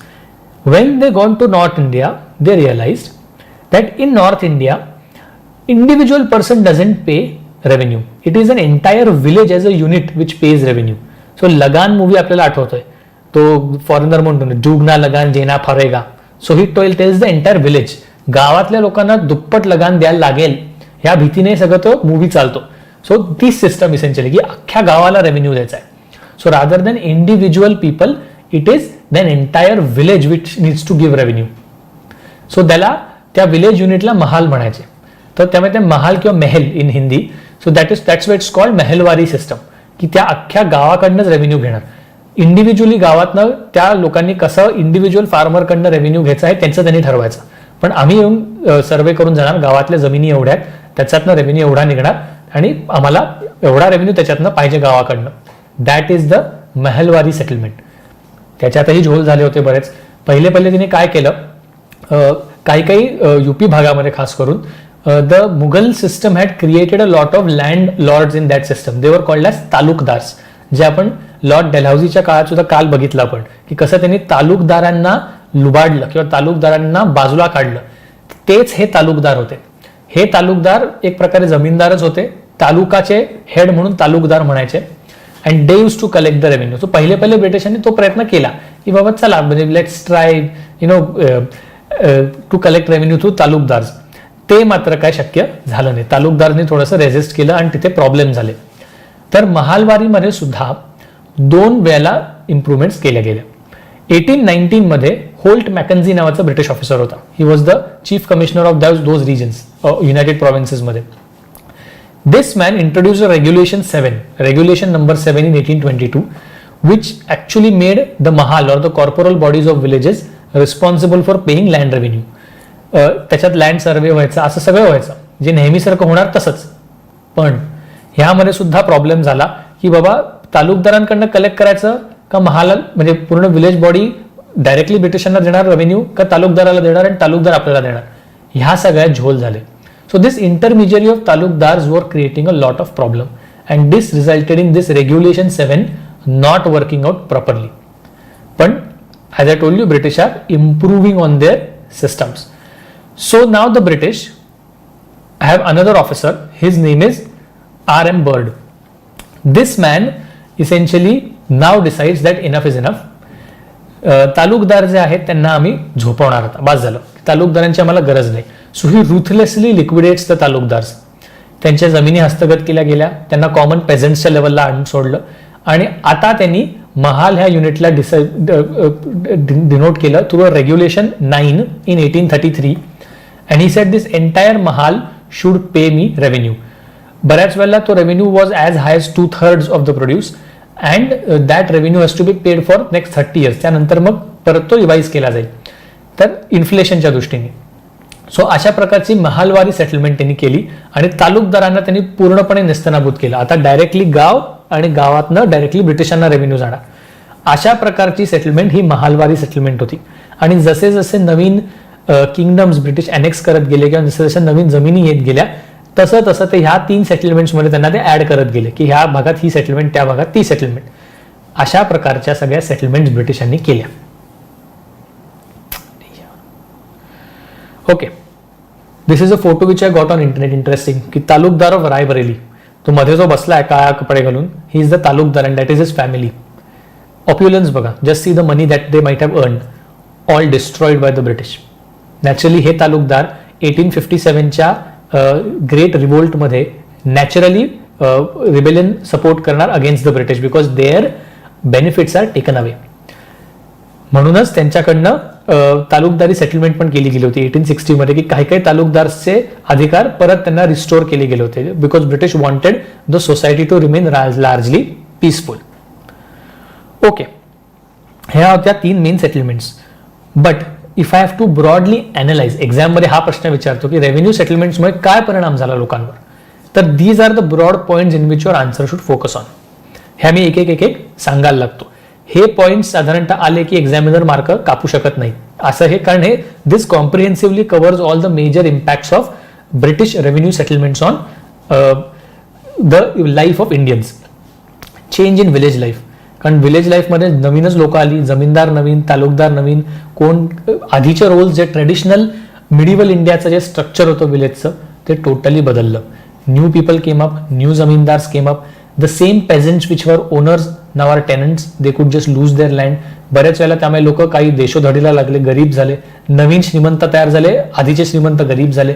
So एक प्रकारचं डिस्ट्रक्शन झालं विलेज लाईफमध्ये. ट्रेडिशनल लाईफ आता ती नेहमीसारखी नाही. Old landlords and the relations with old landlords fade away. जुन्या लँडलॉर्ड्स बरोबर बऱ्याच वेळेला एक सामंजस्याचा करार असायचा की तो ऍडजस्ट करायचा की जर ठीक आहे सगळ्यांना माहिती यावेळी पाऊस पडला नाही, शेती नीट चाललेली नाही, तर जरा ठीक आहे थोडं ऍडजस्ट करू रेव्हेन्यू. हे चालायचं. त्यावेळी भारतीय रुलर्स होते ते सुद्धा चालवून घ्यायचे. British on the other hand are intolerant. They will say okay old zamindar बाजूला काढा, नवीन जमीनदार आणा, त्यांच्याकडनं रेव्हेन्यू कलेक्ट करा. त्यांनाही नाही जमलं तर त्यांनाही हकलून द्या. सो एका प्रकारचं कुठल्याही ह्युमन टू ह्युमन रिलेशन्स जे होते ते सगळे निघून गेले. Farmers lost proprietary rights on their land, they are merely tenants. If by mistake there is some problem in revenue collection, these people will lose their land. So you will find a lot of problems in farmers owning their own lands. Artisans lose their jobs because British land revenue, एकंदरीत British policy, trade policy जशी होती ती इतकी जबरदस्त होती की आर्टिसन्सला आता नवीन finish goods manufacture करायचा प्रश्नच नव्हता, कारण ब्रिटिशांकडनं फिनिश गुड्स येत होते. ही लोक त्यामुळे परत प्रॉब्लेमॅटिक झाली. आणि विलेजमध्ये जे आर्टिसन्स होते, कारण असं नाही की फक्त शहरात आर्टिसन्स होते, विलेजमध्ये सुद्धा मॅन्युफॅक्चरिंग चालायचं, those people went jobless. So ते विलेज लाईफवर तोही परिणाम झाला. नवीन लँडलॉर्ड झाले आणि त्यांची सगळी नाटकं मी तुम्हाला सगळं सांगितलं होतं. सब इन्फ्युडेशन, ॲब्सेंटी लँडलॉर्डिझम, करप्शन, आम्हाला वरचे पैसे द्या, अशी सगळी नाटकं नवीन लँडलॉर्ड्स करू लागले. ब्रिटिशांच्या ट्रेड अँड कमर्शियल पॉलिसीमुळे डी इंडस्ट्रियलायझेशन आणि डी अर्बनायझेशन झालं. You will find that all the artisans, what are artisans? It's industry, right? You are manufacturing something. It's an industry. ती अख्खी इंडस्ट्री बोंबलली. ह्या इंडस्ट्रीज बहुतांशी शहरामध्ये पण होत्या, त्यामुळे ती शहरं ज्या इंडस्ट्रीसाठी फेमस होती ती सगळी शहरं डाऊन गेली. सुरत, मुर्शिदाबाद, ढाका ही सगळी जी मोठी मोठी शहरं होती जिथे मॅन्युफॅक्चरिंग चालायचं, ट्रेड चालायची, ती सगळी शहरं संपली आणि डी इंडस्ट्रियलायझेशन आणि डी अर्बनायझेशन झालं. सो रुरल एरियाज वाढत गेले आणि अर्बन सेंटर्स डिक्लाइन होत गेले. It had an impact on agriculture also, जे आपण नंतर बघणार आहोत. Commercialisation of agriculture, we will do that topic later on. And the end result of all of this was peasant rebellions. So the peasants naturally will not tolerate all this injustice silently. So the 19th and 20th century till 1947 was littered with peasant rebellions. The peasants are now organizing themselves. They are either attacking the British or going to the courts or generating pressure on the government to either reduce revenue, give them the rights of their lands or reduce the rights of the intermediaries, zamindar etc. अशा सगळ्या प्रकारचे सगळं pleasant movements या इंडियामध्ये चालू झाल्या. So this was the impact of those revenue settlement. एक broad birds I view जर घेतला तर हे सगळ्या गोष्टी भारतामध्ये घडत होत्या. नॅचरली एक फेअर असेसमेंट ही सगळी जी होती एक जर करायची झाली तर हे दिसेल की this is all economically exploitative for India. ह्या सगळ्यात भारताचा फायदा कुठेच झाला नाही. आपली ट्रेडिशनल सगळ्या सिस्टम्स ब्रिटिशांनी बर्बाद केल्या. So this was the impact of those revenue settlements. So trade, which was the main source of revenue for Indians, that was screwed by the British. Land revenue, which was earlier taken by the Indian rulers, is now taken by the British, but in a much more exploitative way. So that also screws the rural life in India. So एक प्रकारचं exploitation इंडियामध्ये चालू झालेलं आहे. Okay, मी अगदी village structure मध्ये जर बोललो तर नवीन जमीनदार आले ज्यांचं काही कनेक्शन नव्हतं त्या लोकांची. विलेज ऑटोनॉमी गेली कारण ज्युडिशियल राईट्स ब्रिटिश एक्झिक्युटिव्ह मॅजिस्ट्रेटकडे गेले. लँड राईट्स जमीनदारकडे गेले. बंगालमध्ये तर जमीनदारांचे काही काही इनफॉर्मल ऑफिसर्स असायचे, पैसे गोळा करायला लोकांकडनं, अमला म्हणायचे त्यांना. These people are even more exploitative and they beat up people to extract revenue. A new rural hierarchy comes up. पुढचा डायग्राम जो मी दाखवीन त्याच्यात एक नवीन हायरार्की रुरल एरियामध्ये आली. रयतवारी एरियाजमध्ये पॉलिगार जे साऊथमध्ये होते, पाटील आणि देशमुख हे जे ओव्हरऑल ट्रेडिशनल लँड ओनर्स होते, they all lose their relevance. आणि तालुकदार जे होते ते गंगा व्हॅलीमध्ये, they also lose their relevance. So एक लेफ्टनंट गव्हर्नर होते युनायटेड प्रोव्हिन्सेसचे. 1843 मध्ये त्या माणसाने ऍक्च्युअली स्टेटमेंट दिली that R M Bird who introduced this Mahalwari in this region, flattened the surface of society because he ruthlessly liquidated the taluqdars. की तालुकदाराच्या खाली सामान्य लोक अशी जी स्ट्रक्चर होतं त्याला पूर्ण फ्लॅटनच करून टाकलं. तालुकदाराला सामान्य लोकांच्या पंक्तीत येऊन बसवलं. सो अशा प्रकारचं पूर्णपणे विलेज लाईफचं पण डिस्ट्रक्शन ब्रिटिशांनी इंडियामध्ये आणलं. Somebody is asking who invented the Mahalwari system. There is no one person who invented the Mahalwari system. Medieval times पासून बऱ्याचशा गोष्टी चालू होत होत्या. मुघल काळामध्ये जास्त करून या वर आल्या महालवारी की महालकडनं अख्खा पैसे घ्यायचे. This was just taken ahead by the British. The rural structure that I talked about, company म्हणजे ईस्ट इंडिया कंपनी, त्याच्या खाली जमीनदार, त्याच्या खाली रयत आणि त्याच्या खाली अंडर रायत. अंडर रायत म्हणजे those people who are landless labourers who are working as labour on the farms, who are not land owners but just labourers, they are under ryots. बंगालमध्ये अजून एक सिस्टम आली जी तुमच्या राईट साईडला दिसते, जोतेदार. त्या पेझेंट्समध्ये सुद्धा काही लोकांकडे 4 एकर जमीन आहे, काही लोकांकडे 10 एकर आहे, पण काही पेझेंट्स असेही असू शकतात ज्यांच्याकडे 40-50 एकर जमीन आहे. So rich peasants who could have large amounts of land under their control, they are called jotedars. So ह्या जमीनदार आणि रयतच्या मध्ये सुद्धा जोतेदार येऊन पडले की त्या रयतमधले सुद्धा rich peasants are now the jotedars. These jotedars again began exerting their influence आणि जमीनदारांचे पॉवर कॉम्प्रोमाइज करायचा ते प्रयत्न केला गेला. सो एक प्रकारची अशी पण कोल्ड वॉर ग्रामीण भागात चालू झाली की एकीकडे जोतेदार एकीकडे zamindar. So this led to a totally different social structure in Bengal. आणि ह्या सगळ्यामुळे अर्थातच प्रॉब्लेम झाले. जमीनदार, बऱ्याच वेळेला असा प्रश्न विचारला जातो की हे जे जमीनदार होते त्यांचं आयुष्य कसं होतं. Now naturally this entire permanent settlement creates the new zamindars. त्यांना स्वतःला प्रॉब्लेम होता कारण त्यांना पूर्ण जमीन लँड रेव्हेन्यू कलेक्ट करता यायचे नाही, त्यामुळे ते सुद्धा बऱ्याच वेळेला ब्रिटिशांच्या विरोधात काम करायचे. 1790s मध्ये there was a problem in India, एकंदरीत डिप्रेशन आलं होतं. त्यानंतर मात्र जमीनदार जे होते ते प्रॉस्परस झाले. 1799 मध्ये जमीनदारांना रूल मिळाला की तुम्ही लोकांची जमीन हस्तगत करू शकता जर रेव्हेन्यू भरले नाही, त्याच्यामुळे जमीनदारांचं स्टेबिलायझेशन बरंच झालं. आता जमीनदार मात्र लॉयल व्हायला लागले. So British are actually successful in creating a loyal intermediary. हे जे जमीनदार होते, for example the Raja of Burdwan Mehtab Chand, this man he was extremely loyal to the British. त्यामुळे जेव्हा एक ट्रायबल रिबेलियन झालं, संथाल रिबेलियन 1855 मध्ये, ॲज वेल एज 1857चा रिव्होल्ट झाला, ह्यामध्ये असे सगळे जमीनदार बंगालमध्ये मात्र they stayed loyal to the British. Left साइडला जो फोटो दिसतोय, there is a place in Calcutta called Zamindar Bari. Zamindar बाडीमध्ये सगळे जमीनदारांचे मोठे मोठे पॅलेसेस असायचे. ते सुद्धा एक बघा कसं ते पॅलेस आहे की त्याला एक आर्च शेप्ड सगळी कॅनोपी आहे आणि त्याच्यावर पेंटिंग्स केले. So it was all a very royal way of living for zamindars. Left साइडला जो फोटो तो Maharaja Mehtab Chand of Burdwan, this he was the zamindar. So आता हे जमीनदार हळूहळू ब्रिटिशांना लॉयल झाले, तर पूर्ण उरलेल्या 19th and 20th सेंचुरीमध्ये त्यांची वागणूक कशी होती तेही बघूया. You will find yesterday we learn about the charter act of 1853.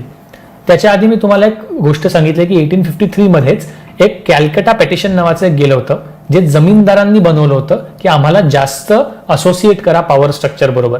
So these zamindars form the British Indian Association of all the zamindars and they started to pressurise the British that we are loyal to you and now you should give more and more privileges to us. So आता जमीनदारांची सुद्धा एकजुटी व्हायला चालू झाली. You will find they did not support the resurgence in the 1857 revolt. They remained loyal to the British. त्यामुळे 1857 नंतर जेव्हा queens rule आला तेव्हा त्या जमीनदारांना कन्सेशन्स चांगली मिळाली ब्रिटिशांकडनं. So their loyalty became even more steadfast. But being Indians after all, ह्या लोकांनी काँग्रेसला पण फंडिंग चालू केलं. Congress is a political party. Political party requires money. Money will only come from industrialists and zamindars. तुमचे कितीही सामान्य लोक सपोर्ट बेस कितीही असला तरी गरीब लोक आहेत. पॉलिटिकल पार्टी चालवायला पैसे लागतात, ते पैसे जमीनदार आणि इंडस्ट्रियलिस्ट द्यायला लागले. सो हे जमीनदार नंतर काँग्रेसच्या बाजूने सुद्धा गेले होते. काल आपण बघितलं की 1861 ची काउन्सिल ऍक्ट आली जिथे इंडियन्स कुड बी नॉमिनेटेड. तिथे हे जमीनदार सुद्धा नॉमिनेट व्हायला लागले. So you see how their social influence also increase, की एकत्र येऊन ब्रिटिशांवर प्रेशर टाकू लागले, त्यांना फंड पण करू लागले काँग्रेसला, नॉमिनेशन घेऊन लेजिस्लेटिव्ह असेंब्लीमध्ये सुद्धा ते जाऊ लागले. So you can see the increase in their entire social influence. Now they had so much of pressure. हे एक एक्झाम्पल देतोय की 1885 मध्ये there were lot of peasant rebellion that happen. So Pabna, agrarian leagues आणि अशा गोष्टी आपण नंतर बघू.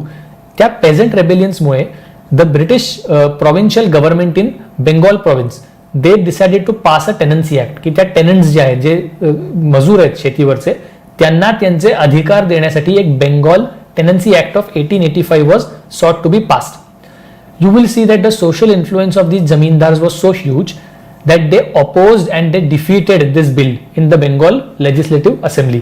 So you will find that the zamindars are very very powerful in their entire demeanor. त्यांचा मेन उतरती का 1929च्या ग्रेट डिप्रेशनमुळे झाली. एकंदरीतच त्या वर्ल्ड डिप्रेशनमुळे इंडियावर पण परिणाम झाला आणि त्यावेळी मात्र ते जोतेदार मी जे म्हणालो होतो, rich peasants, they now finally triumphed over the zamindars. आणि एकंदरीत 1830s अँड 1930s 40s मध्ये बंगालमध्ये कम्युनल राईट्स खूप झाले आणि एकंदरीतच सगळं जे स्ट्रक्चर होतं ते कोलॅप्स होत होतं. त्यामुळे त्यानंतर मात्र जमीनदारांचा इन्फ्लुएन्स कमी झाला. So you will find that the zamindars were very very powerful in 19th century and slowly they began to lose their relevance in the 20th century. कोणीतरी एक प्रश्न विचारला, why didn't the British introduce one single land revenue system across all India? त्याचं कारण मी तुम्हाला तेच सांगितलं मगाशी, की इंडियामध्ये एक देश जरी असला तरी आपला समाज एकसारखा नाहीये. सोशल स्ट्रक्चर्स वेगळी आहेत. ट्रेडिशनली त्या त्या एरियाजमध्ये मिडिवल टाइम्सपासून चालू असलेली रेव्हेन्यू कलेक्शनची सिस्टम्स वेगळी आहेत. त्यामुळे तुम्हाला त्या सिस्टम्सवर इझिली तुम्हाला जर त्या कंटिन्यू करता आला, then the transition from an Indian ruler to the British rule will be soft. People will not find an abrupt change. कारण एकंदरीत समाजाचा ॲटिट्यूड असा असतो की आपल्याला ॲब्रप्ट चेंज आवडत नाही, ग्रॅज्युअल चेंज आवडतो. त्यामुळे तुम्ही जर जुन्या सिस्टम्स ज्या आहेत त्यांना थोड्या थोड्या मॉडिफाय करत पण तशाच चालू ठेवल्या गेल्या, then the people will easily accept the British rule. ह्या कारणासाठी जुन्या सिस्टम्सच ब्रिटिशांनी पुढे कंटिन्यू करायचा मनसुबा राखला. त्यामुळे एक सिंगल सेटलमेंट कधीच पूर्ण भारतासाठी ब्रिटिशांनी केली नाही. Okay, so we were talking of the zamindars. Now let's go to the artisans. आता आर्टिसन्स जे होते इंडियामध्ये, मी तुम्हाला म्हणालो मॅन्युफॅक्चरिंग इंडस्ट्री होती. काही झालं तरी आपण silk, woollen textiles, pottery, iron products, leather products, paper, glass, precious stones, ह्या सगळ्या गोष्टी आपण प्रोड्यूस करायचो इंडियामध्ये.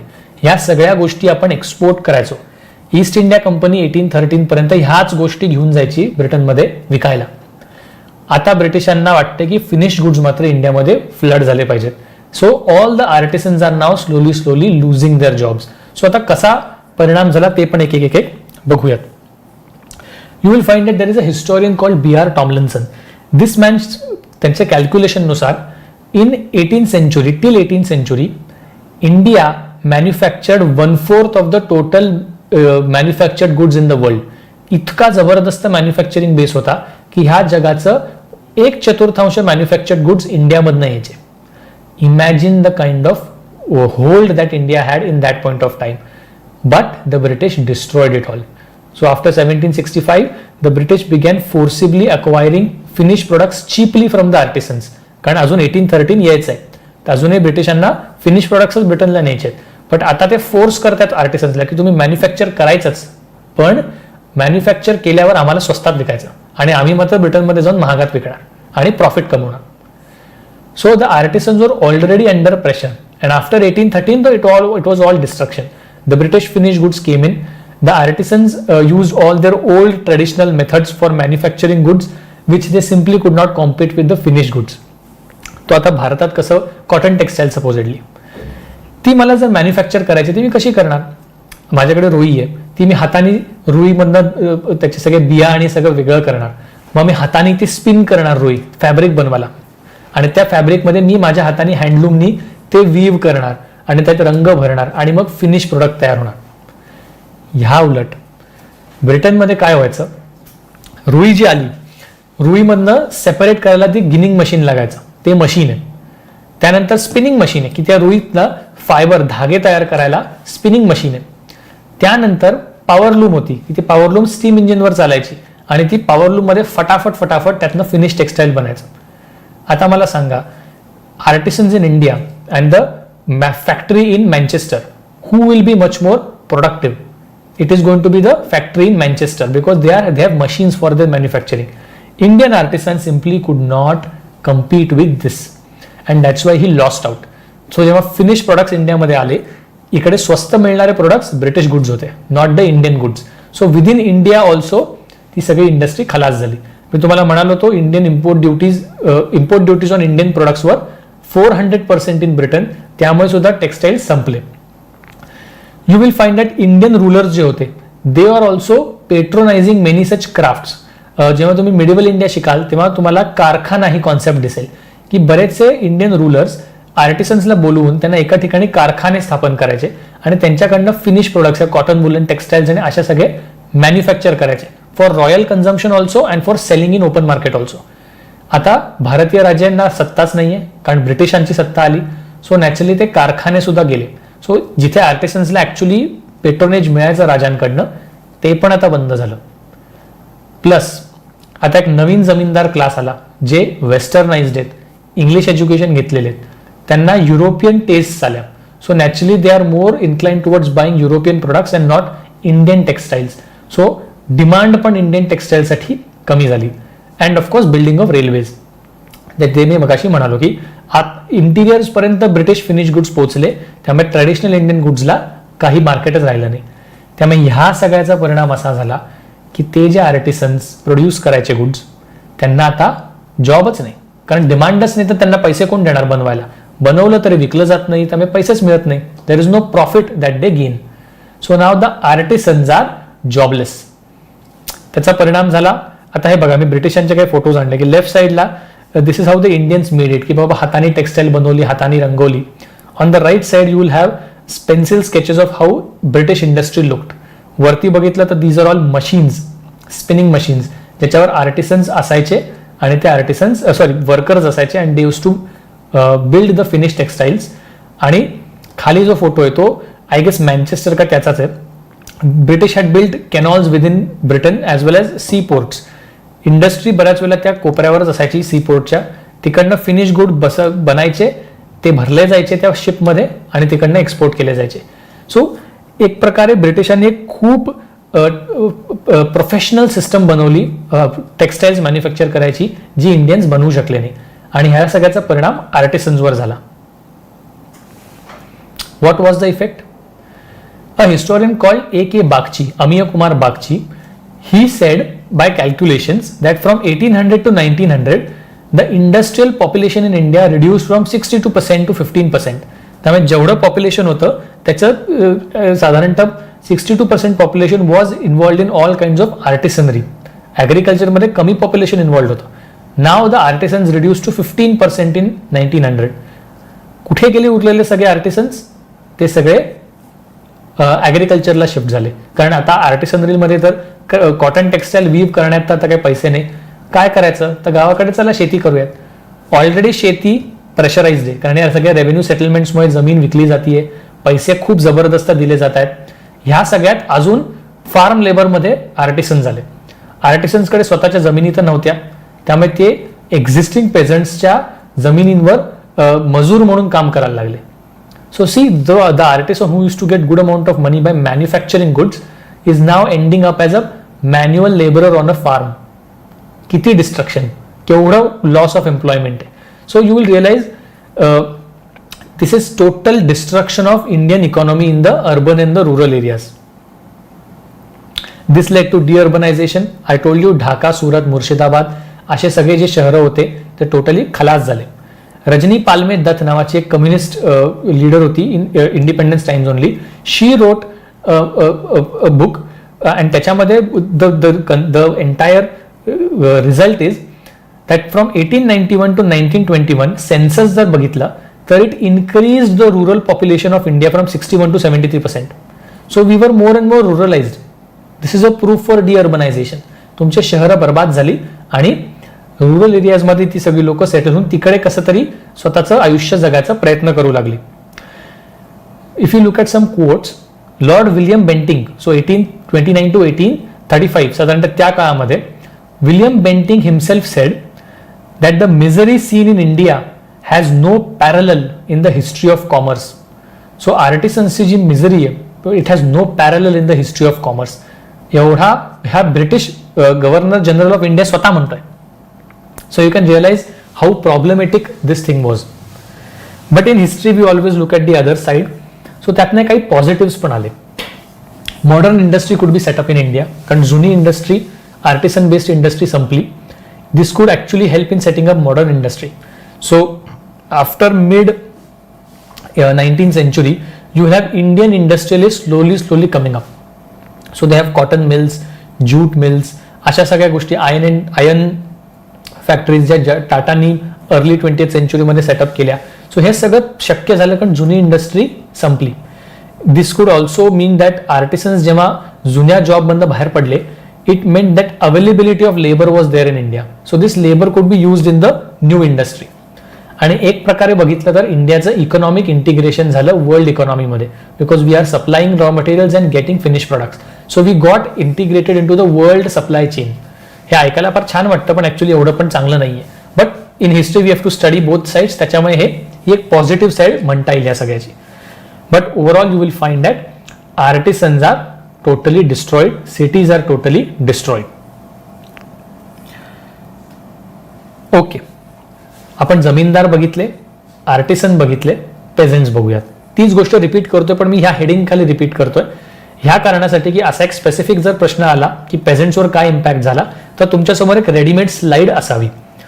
Lord Cornwallis 1786 to 1793 he says Bengal has transformed into a jungle inhabited by wild beasts. So rural एरियाजमध्ये इतका लॉलेसनेस आला, this is even before permanent settlement, की इतकं लॉलेसनेस आला की that it is now a jungle inhabited by wild beasts. So you know की किती problem झाला. परत एकदा रिपीट करतोय काय काय गोष्टी झाल्या. Peasants became mere tenants, they can be evicted out of their lands.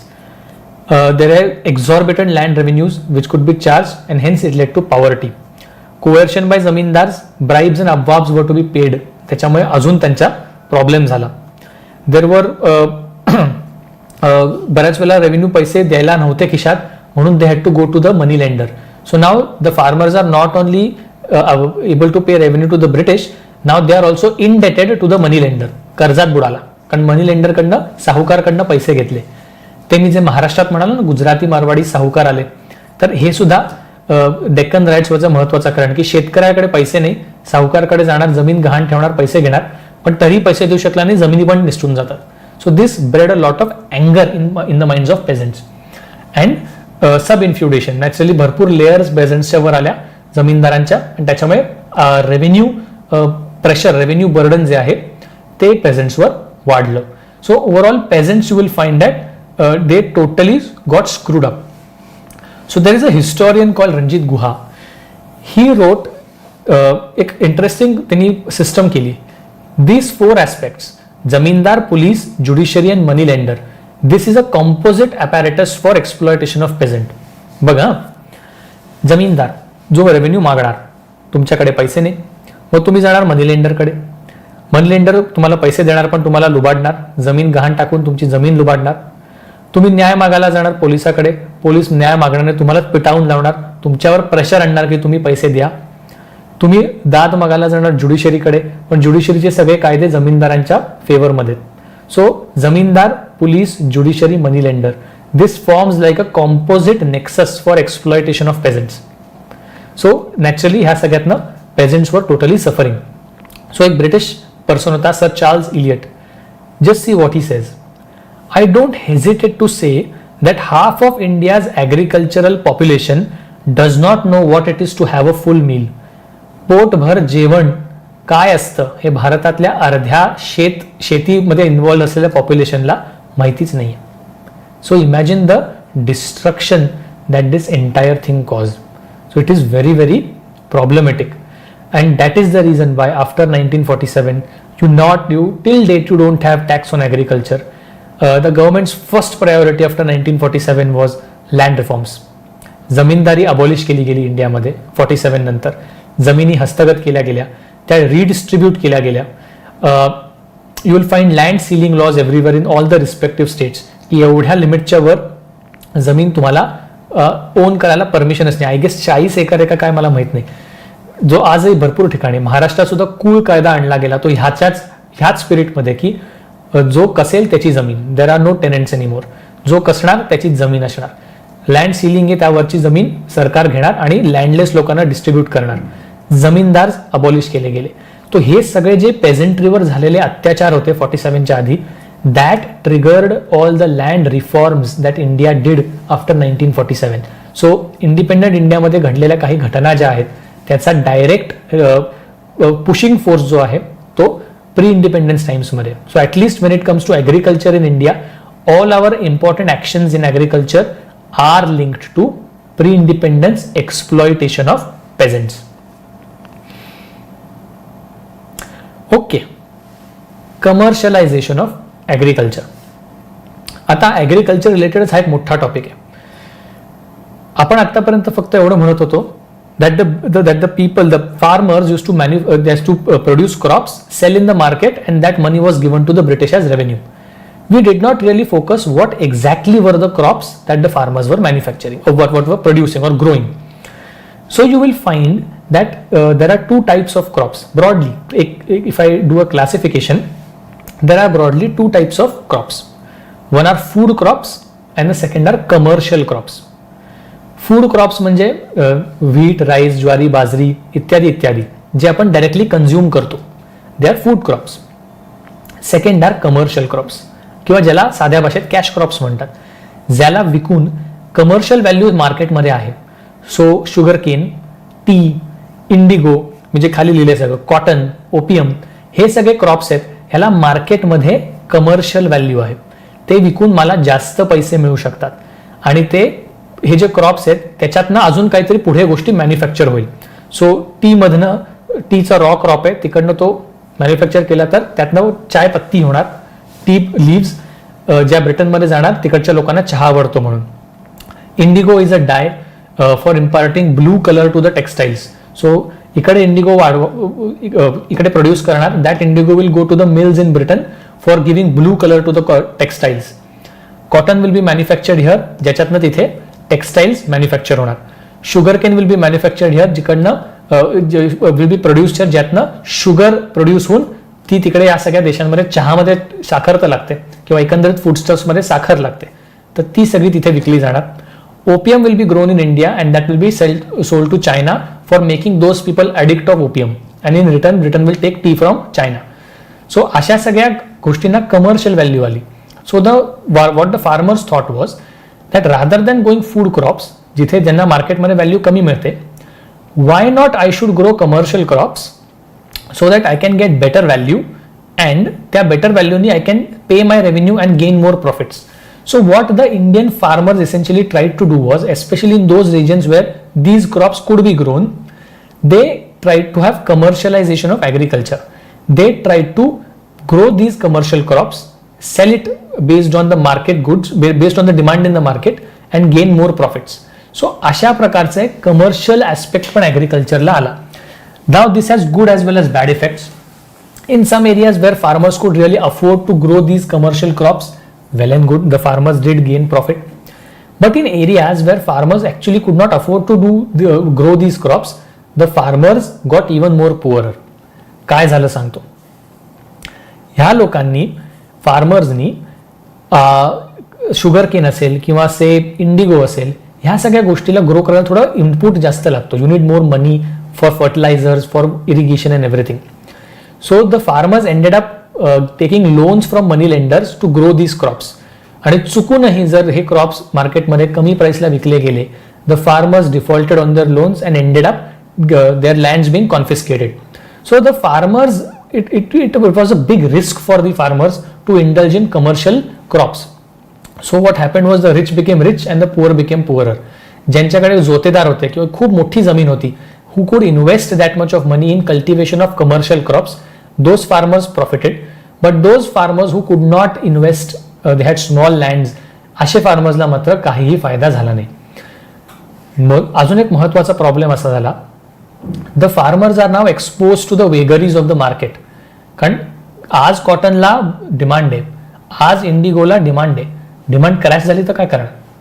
कारण मार्केटमध्ये जोवर डिमांड आहे तोवरच त्या क्रॅश क्रॉपला भाव आहे. फूड क्रॉप कसं तो लागणारच आहे, ज्वारी बाजरीचं डिमांड कधीच संपणार नाही किंवा व्हीट अँड राईसची डिमांड कधीच संपणार नाही, पण कमर्शियल क्रॉप्सची डिमांड वरखाली होऊ शकते. So it exposed the farmers to the vagaries of the market. There are 3 main examples that I would like to give. Cotton. अमेरिकामधनं पूर्णपणे कॉटनचं ग्रोईंग ब्रिटिशांच्या हातातनं बाहेर सुटलं होतं because America was an independent country. So the demand for raw cotton in India went up, कारण तिथे ब्रिटिश इंडस्ट्रीला कॉटन पाहिजे होतं. त्यामुळे कॉटन बूम आला in the decades of 1840s and 50s and 60s. पण प्रॉब्लेम असा झाला की थोडंसं त्याची डिमांड खाली झाली आणि अमेरिकामध्ये सुद्धा सिव्हिल वॉर चालू झाली.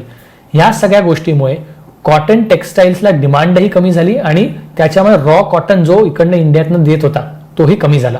It led to a collapse of cotton demand. Naturally the farmers could not get money and they got indebted and this is also one of the reasons for Deccan riots in 1875. Same happen with jute. The jute economy went very up, कारण जूटमुळे sacks बनवायला जायच्या. Jute was very important then.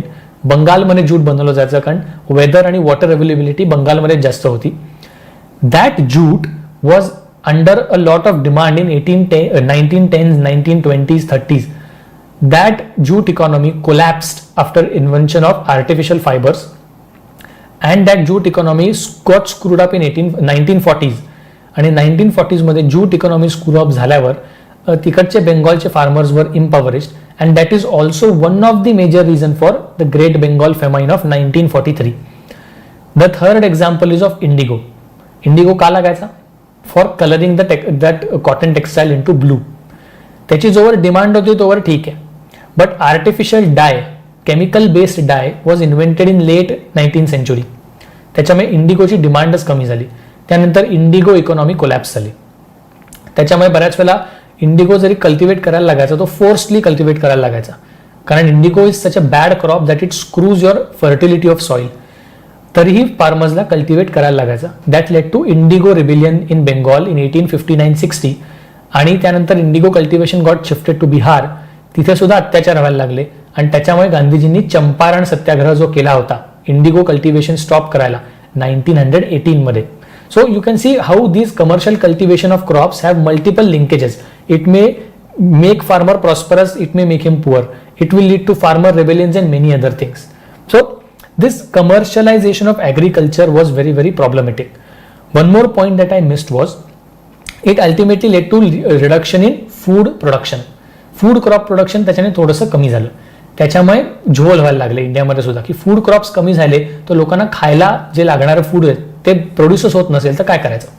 So it led to reduction in food crop production and which was also one of the reasons for food shortage during the times of फेमाइन्स.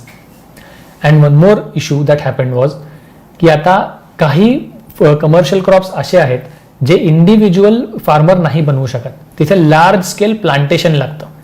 T and coffee. So Assam आणि ह्या सगळ्या भागामध्ये आणि south इंडियामध्ये T estates केम up जे because T is a commercial crop. त्या T इस्टेट्सवर जे labour यायचं इंडियन फार्मर नव्हते पण लेबर होतं, ते लेबर मात्र भयानक त्यांच्यावर अत्याचार व्हायला लागले. Because you might have heard about the concept of indentured labour. भारतातनं मॉरिशस, फिजी, टोगो आणि अशा सगळ्या भागांमध्ये भारतीय लेबरला तिकडे घेऊन तिकडच्या प्लांटेशनवर काम करायला लावायचे. तशीच काही परिस्थिती झाली ह्या टी इस्टेट्समध्ये. दे वर ओन्ड बाय युरोपियन कॅपिटलिस्ट आणि they made Indians come to these particular lands and work there as manual labourers आणि जबरदस्त त्यांच्यावर अत्याचार व्हायला लागले. सो ह्या कमर्शियलायझेशनमुळे झाला फायदा थोडासा ब्रिटिशांचाच, नुकसान मात्र भारतीयांचं झालं. म्हणून आसाममध्ये बघा, आसाममध्ये आजही खूप बिहारी पॉप्युलेशन आहे जे आज आसामी बोलतात, but their own local villages they are in Jharkhand and Bihar. They were actually brought to Assam in the British times as indentured labour to work on those tea plantations. So commercialization got benefited, the benefit went to the British while the loss was in the side of India. So अशा प्रकारचे हे सगळे commercialisation of ॲग्रिकल्चरचे झोल झाले आणि that's why commercialization of agriculture came as a mixed bag for India. So मी खाली positives पण काही लिहिलेत. I talked of horizontal unity की त्या निमित्ताने फार्मर्समध्ये युनिटी आली, कारण एका ठिकाणी कोणीतरी शुगरकेन बनवत आहे, दुसरीकडे दुसऱ्या भागात भारताच्या पण कोणीतरी शुगरकेन कल्टिवेट करत आहे, त्यांचे इश्यूज कॉमन यायला लागले. Common issues means unity, and more unity means more peasant mobilization, which led to peasant revolts. आणि integration of the peasants in the supply chain throughout the world, जे आपण मगाशी पण बघितलं. But these positive are not that big. The main impact of commercialization of agriculture was negative on India, and our farmers paid with it. They became more and more impoverished. So this is a concept of commercialization of agriculture. ह्याच्यावर बऱ्याच वेळेला प्रश्न विचारले गेले. So we were looking at the economic impact of commercialization of agriculture. The next topic, the most important topic for economic impact of British rule, drain of wealth. Now the British began taking away wealth from India. आणि ही concept जी आहे drain of वेल्थची, ती मात्र नीट study करणे गरजेचे, कारण ही GS मध्ये सुद्धा बऱ्याच वेळेला विचारली जाते. Now there is a British person called John Sullivan. He wrote in terms of drain of wealth, our system acts like a sponge that draws up all the good things from the banks of the Ganges and squeezes it on the banks of Thames. म्हणजे British system is like a sponge. It will suck out all the wealth from India and squeeze it on the banks of Thames. He was essentially talking of drain of wealth. Now, how did this drain of wealth happen? So this drain of wealth happened in three ways broadly. You will find that Dadabhai Naoroji, William Digby, R.C. Dutt, Mahadev Govind Ranade, Gokhale, all these people have begun to speak on drain of wealth. This drain of wealth was the base for economic critique of colonialism. This economic critique of colonialism was put forth by all these leaders in the legislative councils in which they got entry. मी सांगितलं तुम्हाला late 19th century मध्ये councils act 1861 आणि 1892 मुळे Indian लिडर्सला काउन्सिलमध्ये entry मिळायला लागली. There they began criticizing the British on economic front, and the main focus of criticism was this drain of wealth. तर ती काय ड्रेन ऑफ वेल्थ होती ते आपण बघूयात. There were three types. Home charges, basically आपलं जे ऍडमिनिस्ट्रेशन रन केलं जायचं इंडियामध्ये त्याला लागणारा खर्च, ब्रिटिश ऑफिशियल्सवर झालेला खर्च, इंडियामध्ये ब्रिटिश जे इन्व्हेस्टमेंट करायची रेल्वेज आणि इरिगेशनमध्ये त्याला लागलेला खर्च, आणि तो सगळा खर्च जो होता तो जो त्याच्यासाठी लागणारा जो पैसा होता, the British use to take loans from British capitalist in Britain. They use to come and invest, आणि त्यातनं निघणारा जो पैसा होता तो ब्रिटिश कॅपिटलिस्ट रिकव्हर करायचे आणि त्यांना इंटरेस्ट इंडियन गव्हर्नमेंट द्यायची. सो इसेन्शियली आपलं एक्सप्लॉयटेशन व्हायचं, कारण आपल्या खिशातनं पैसा दिला जायचा. You will have money being spent on British officials, त्यांना सॅलरीज दिल्या जायच्या, पेन्शन दिलं जायचं, आणि हा सगळा पैसा ब्रिटिश ऑफिशियल त्यांच्या फॅमिलीजला ब्रिटनला पाठवायचा. So that money was never spent in India. So naturally home charges was the most obvious way of drain of wealth. The second way of drain of wealth was private profits. इकडचे British लोक जे होते posted होते ते त्यांचे trade करायचे बऱ्याच वेळेला, आणि त्यातनं प्रायव्हेट प्रॉफिट मिळवायचे आणि ते घेऊन जायचे ब्रिटनला. You will have opium tax as a way of trade. इकडचे इंडियन लोक कॅपिटलिस्ट, ब्रिटिश कॅपिटलिस्ट, ते use to procure opium from India, sell it to China. Chinese लोकांकडनं बदल्यात चहा घेऊन जायचे, tea, and they use to sell it to Britain. जे East India कंपनीची मोनोपॉली होती, पण 1833च्या चार्टर ऍक्ट नंतर ही मोनोपॉली काढून टाकली. त्यामुळे British individuals could also indulge in this trade, and they were essentially opium was called as opium tax by Dadabhai Naoroji, की एका प्रकारे भारतातनं फोर्सिबली कल्टिवेट करून तुम्ही तिकडे घेऊन जाता, तिकडनं चहा घेऊन ब्रिटनला घेऊन जाता, आणि प्रॉफिट मात्र तुम्ही घेऊन जाता. So this is another way of drain of wealth. And the third way of wealth is drain of wealth is war charges. You will know that in second half of 19th century, the British attacked Afghanistan. There were two wars with Afghanistan. The Treaty of Gandamak was signed and a Durand line was drawn, जी आजही पाकिस्तान आणि अफगाणिस्तानची boundary आहे. There were war with Nepal and Tibet. There were Anglo-Nepalese war, ज्याच्यामुळे आज नेपाळचं जे boundary dispute आपण ऐकतोय, लिपुलेख, कालापानी आणि लिम्पियाधुरा, हे त्यावेळी नेपाळमध्ये झालेल्या वॉरमध्ये नेपाळच्या राजांनी कुमाऊ आणि गढवाल हे रिजन आहेत, हे भारताला म्हणजे ब्रिटिश इंडियाला देऊन टाकले होते. आणि कालापानी जी नदी आहे, Kali river, that was decided as the boundary between British India and Nepal. That happened after the Anglo Nepalese war of 1814. त्याच्यासाठी पैसा घेणार. There were two Anglo Burmese war.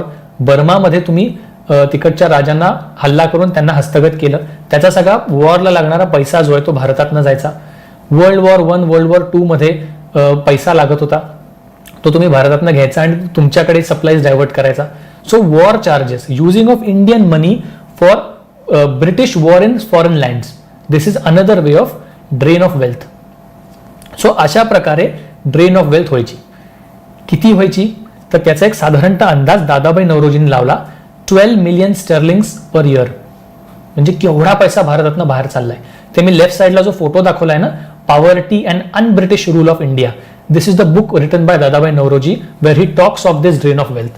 So he says 12 million sterlings went out of India per year.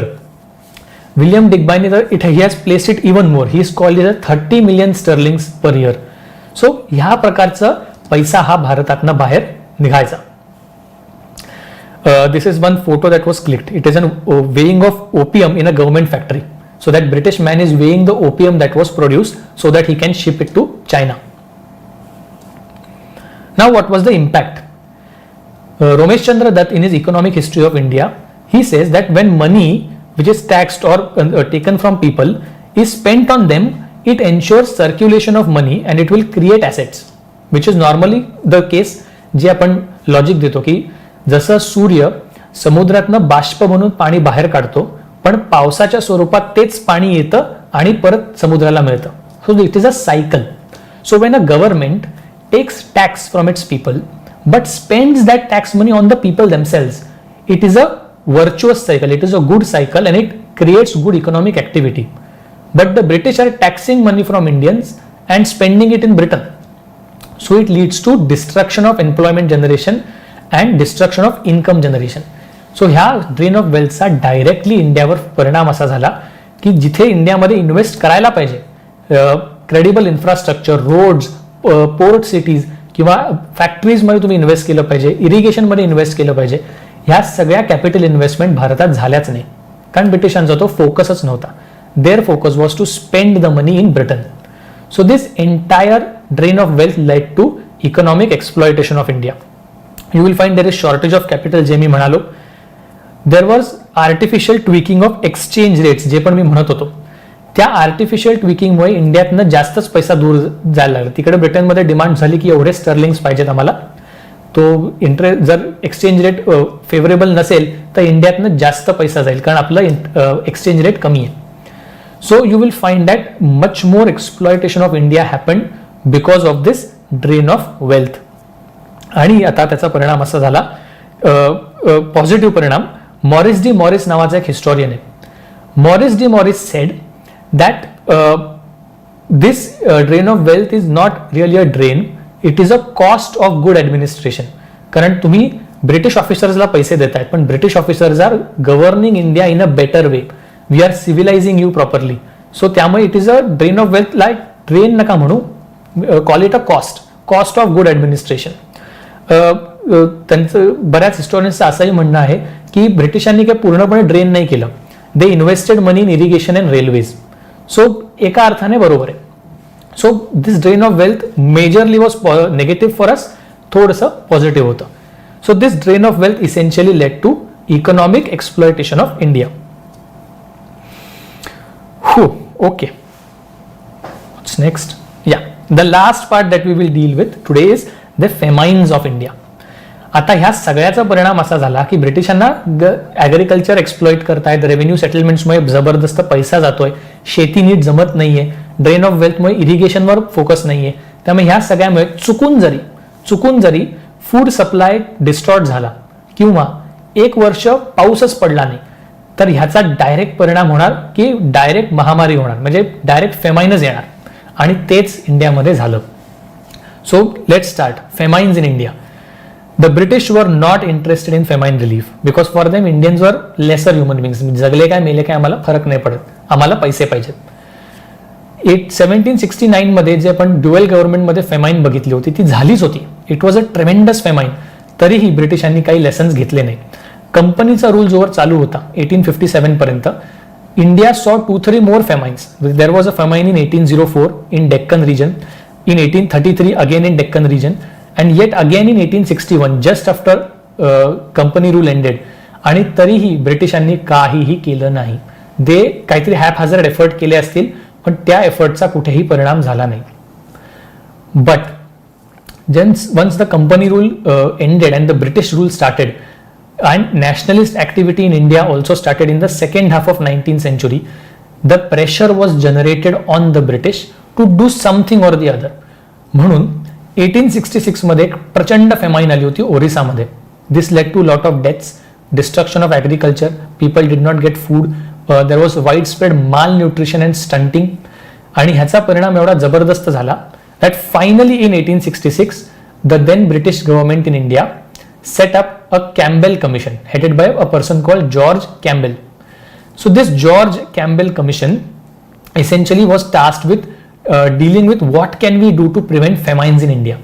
So the report of this commission said, it proposed that the government should borrow money and invest it in irrigation, and it should directly make the district collectors or district officers in charge of fighting the famine. आता हे म्हणणं फार छान वाटतं, पण action काहीच घेतली गेली नाही. त्याचा परिणाम असा झाला की 1876-77 मध्ये परत एकदा फेमाईन आली.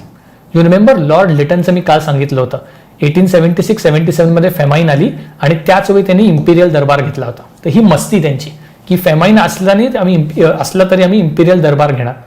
तो त्यांनी कॅम्पेल कमिशनचं काहीही रेकमेंडेशन्सवर ॲक्शन घेतली नाही आणि 76-77 मध्ये परत फेमाईन आली. and it was a tremendous famine. So this is a pencil sketch that somebody has drawn. It says distribution of famine relief in Madras area from Illustrated London News 26th of May 1877. तो ह्या सगळ्यामध्ये बघा की लोक किती त्रासली आहेत, बारीक झाली आहेत लोक, आणि ब्रिटिश ऑफिसर्स काहीतरी लोकांना देत आहेत की बाबा घ्या रिलीफ काहीतरी. This is another photo which somebody drew a pencil sketch of farmer and his son. म्हणजे हडके झालेत अक्षरशः, एवढे बारीक झालेत. त्याच्यासमोर ऑलमोस्ट मरायला टेकलेलं एक बैल आहे आणि त्याच्या मागे अजून एक स्केलेटन पडलेलं आहे आणि आसपास नुसतं भकास आहे. This is another photo from Madras province. So it was a tremendous impact. The 1876-77 ची जी फेमाईन आहे, it had tremendous impact. If I see the description below, it is written the last of the herd असं त्याला title दिलंय की हा बैल, it is the last of his entire herd surviving. The famine in India scenes in Bellary district, Madras presidency. So Karnataka भाग म्हणजे बेल्लरी district म्हणजे. So ह्या सगळ्यांचा प्रचंड परिणाम झाला. पण by 1876 it was nationalist activity which was there. We had press in India. Surendranath Banerjee, Shishir Kumar Ghosh and the other brothers, त्यांचा अमृत बाजार पत्रिका नावाचा न्यूजपेपर होता. महाराष्ट्रात सुद्धा चालू झालं होतं. They criticize the British government and finally the pressure was such that Lord Lytton was forced to ask his own finance minister, Strachey, to form a commission to decide on what should be done for famine relief. So this is the second commission now that the British have set up. It is called as the Strachey Commission. In this Strachey Commission, the recommendations that were made by Strachey was, you give employment to good people, give grains and relief to poor people. There should be a strict watch on hoarding of food grains, and there should be remission of rents or land revenue when famine hits, and this cost should be borne by the respective provincial government. असे सगळे recommendations जे आहेत हे स्ट्रॅचे कमिशनने दिले. त्यानुसार एक Indian famine code सुद्धा 1883 मध्ये अडॉप्ट केला गेला. काहीही झालं नाही. एवढं करून परत 1896 आणि 1899 या 2 वर्षी परत फेमाईन आली आणि this was the most destructive famine of 19th century. प्रचंड परिणाम झाले. 1 कोटीपेक्षा जास्त लोक अफेक्ट झाले. You will find that yet again ह्या भागामध्ये जेव्हा प्रेशर निर्माण झालं तेव्हा त्यावेळी व्हायसरॉय होता लॉर्ड कर्झन.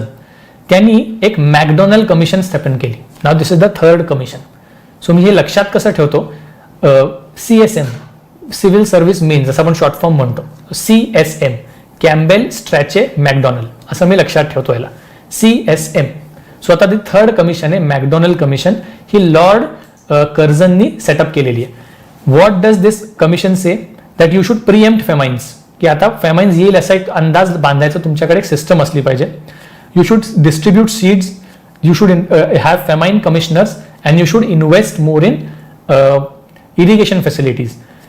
लास्ट ॲडवाइस मात्र कर्झननी ऐकली आणि कर्झननी चेनाब नदी जी आहे पंजाबमध्ये तिथे भरपूर कॅनल्स बांधले आणि इरिगेशन वरच्यावर त्यांनी खूप चांगली सिस्टम तयार केली.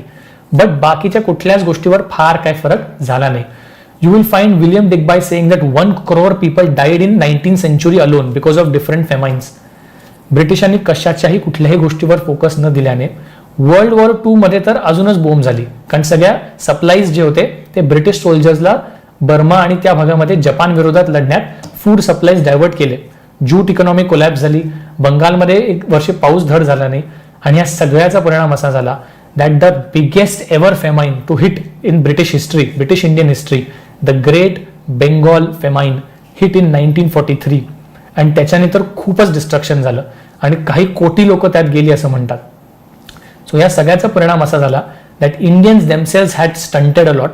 अजूनही आपल्याकडे स्टंटिंग आणि माल न्यूट्रिशनचे विषय प्रचंड आहेत, कारण अजूनही आपल्याकडे एवढी सुबत्ता होऊ नये, एवढे फूड स्टॉक्स ओव्हरफ्लो होऊ नये, आजही भारतीयांना वेळच्या वेळ अन्न मिळत नाहीये.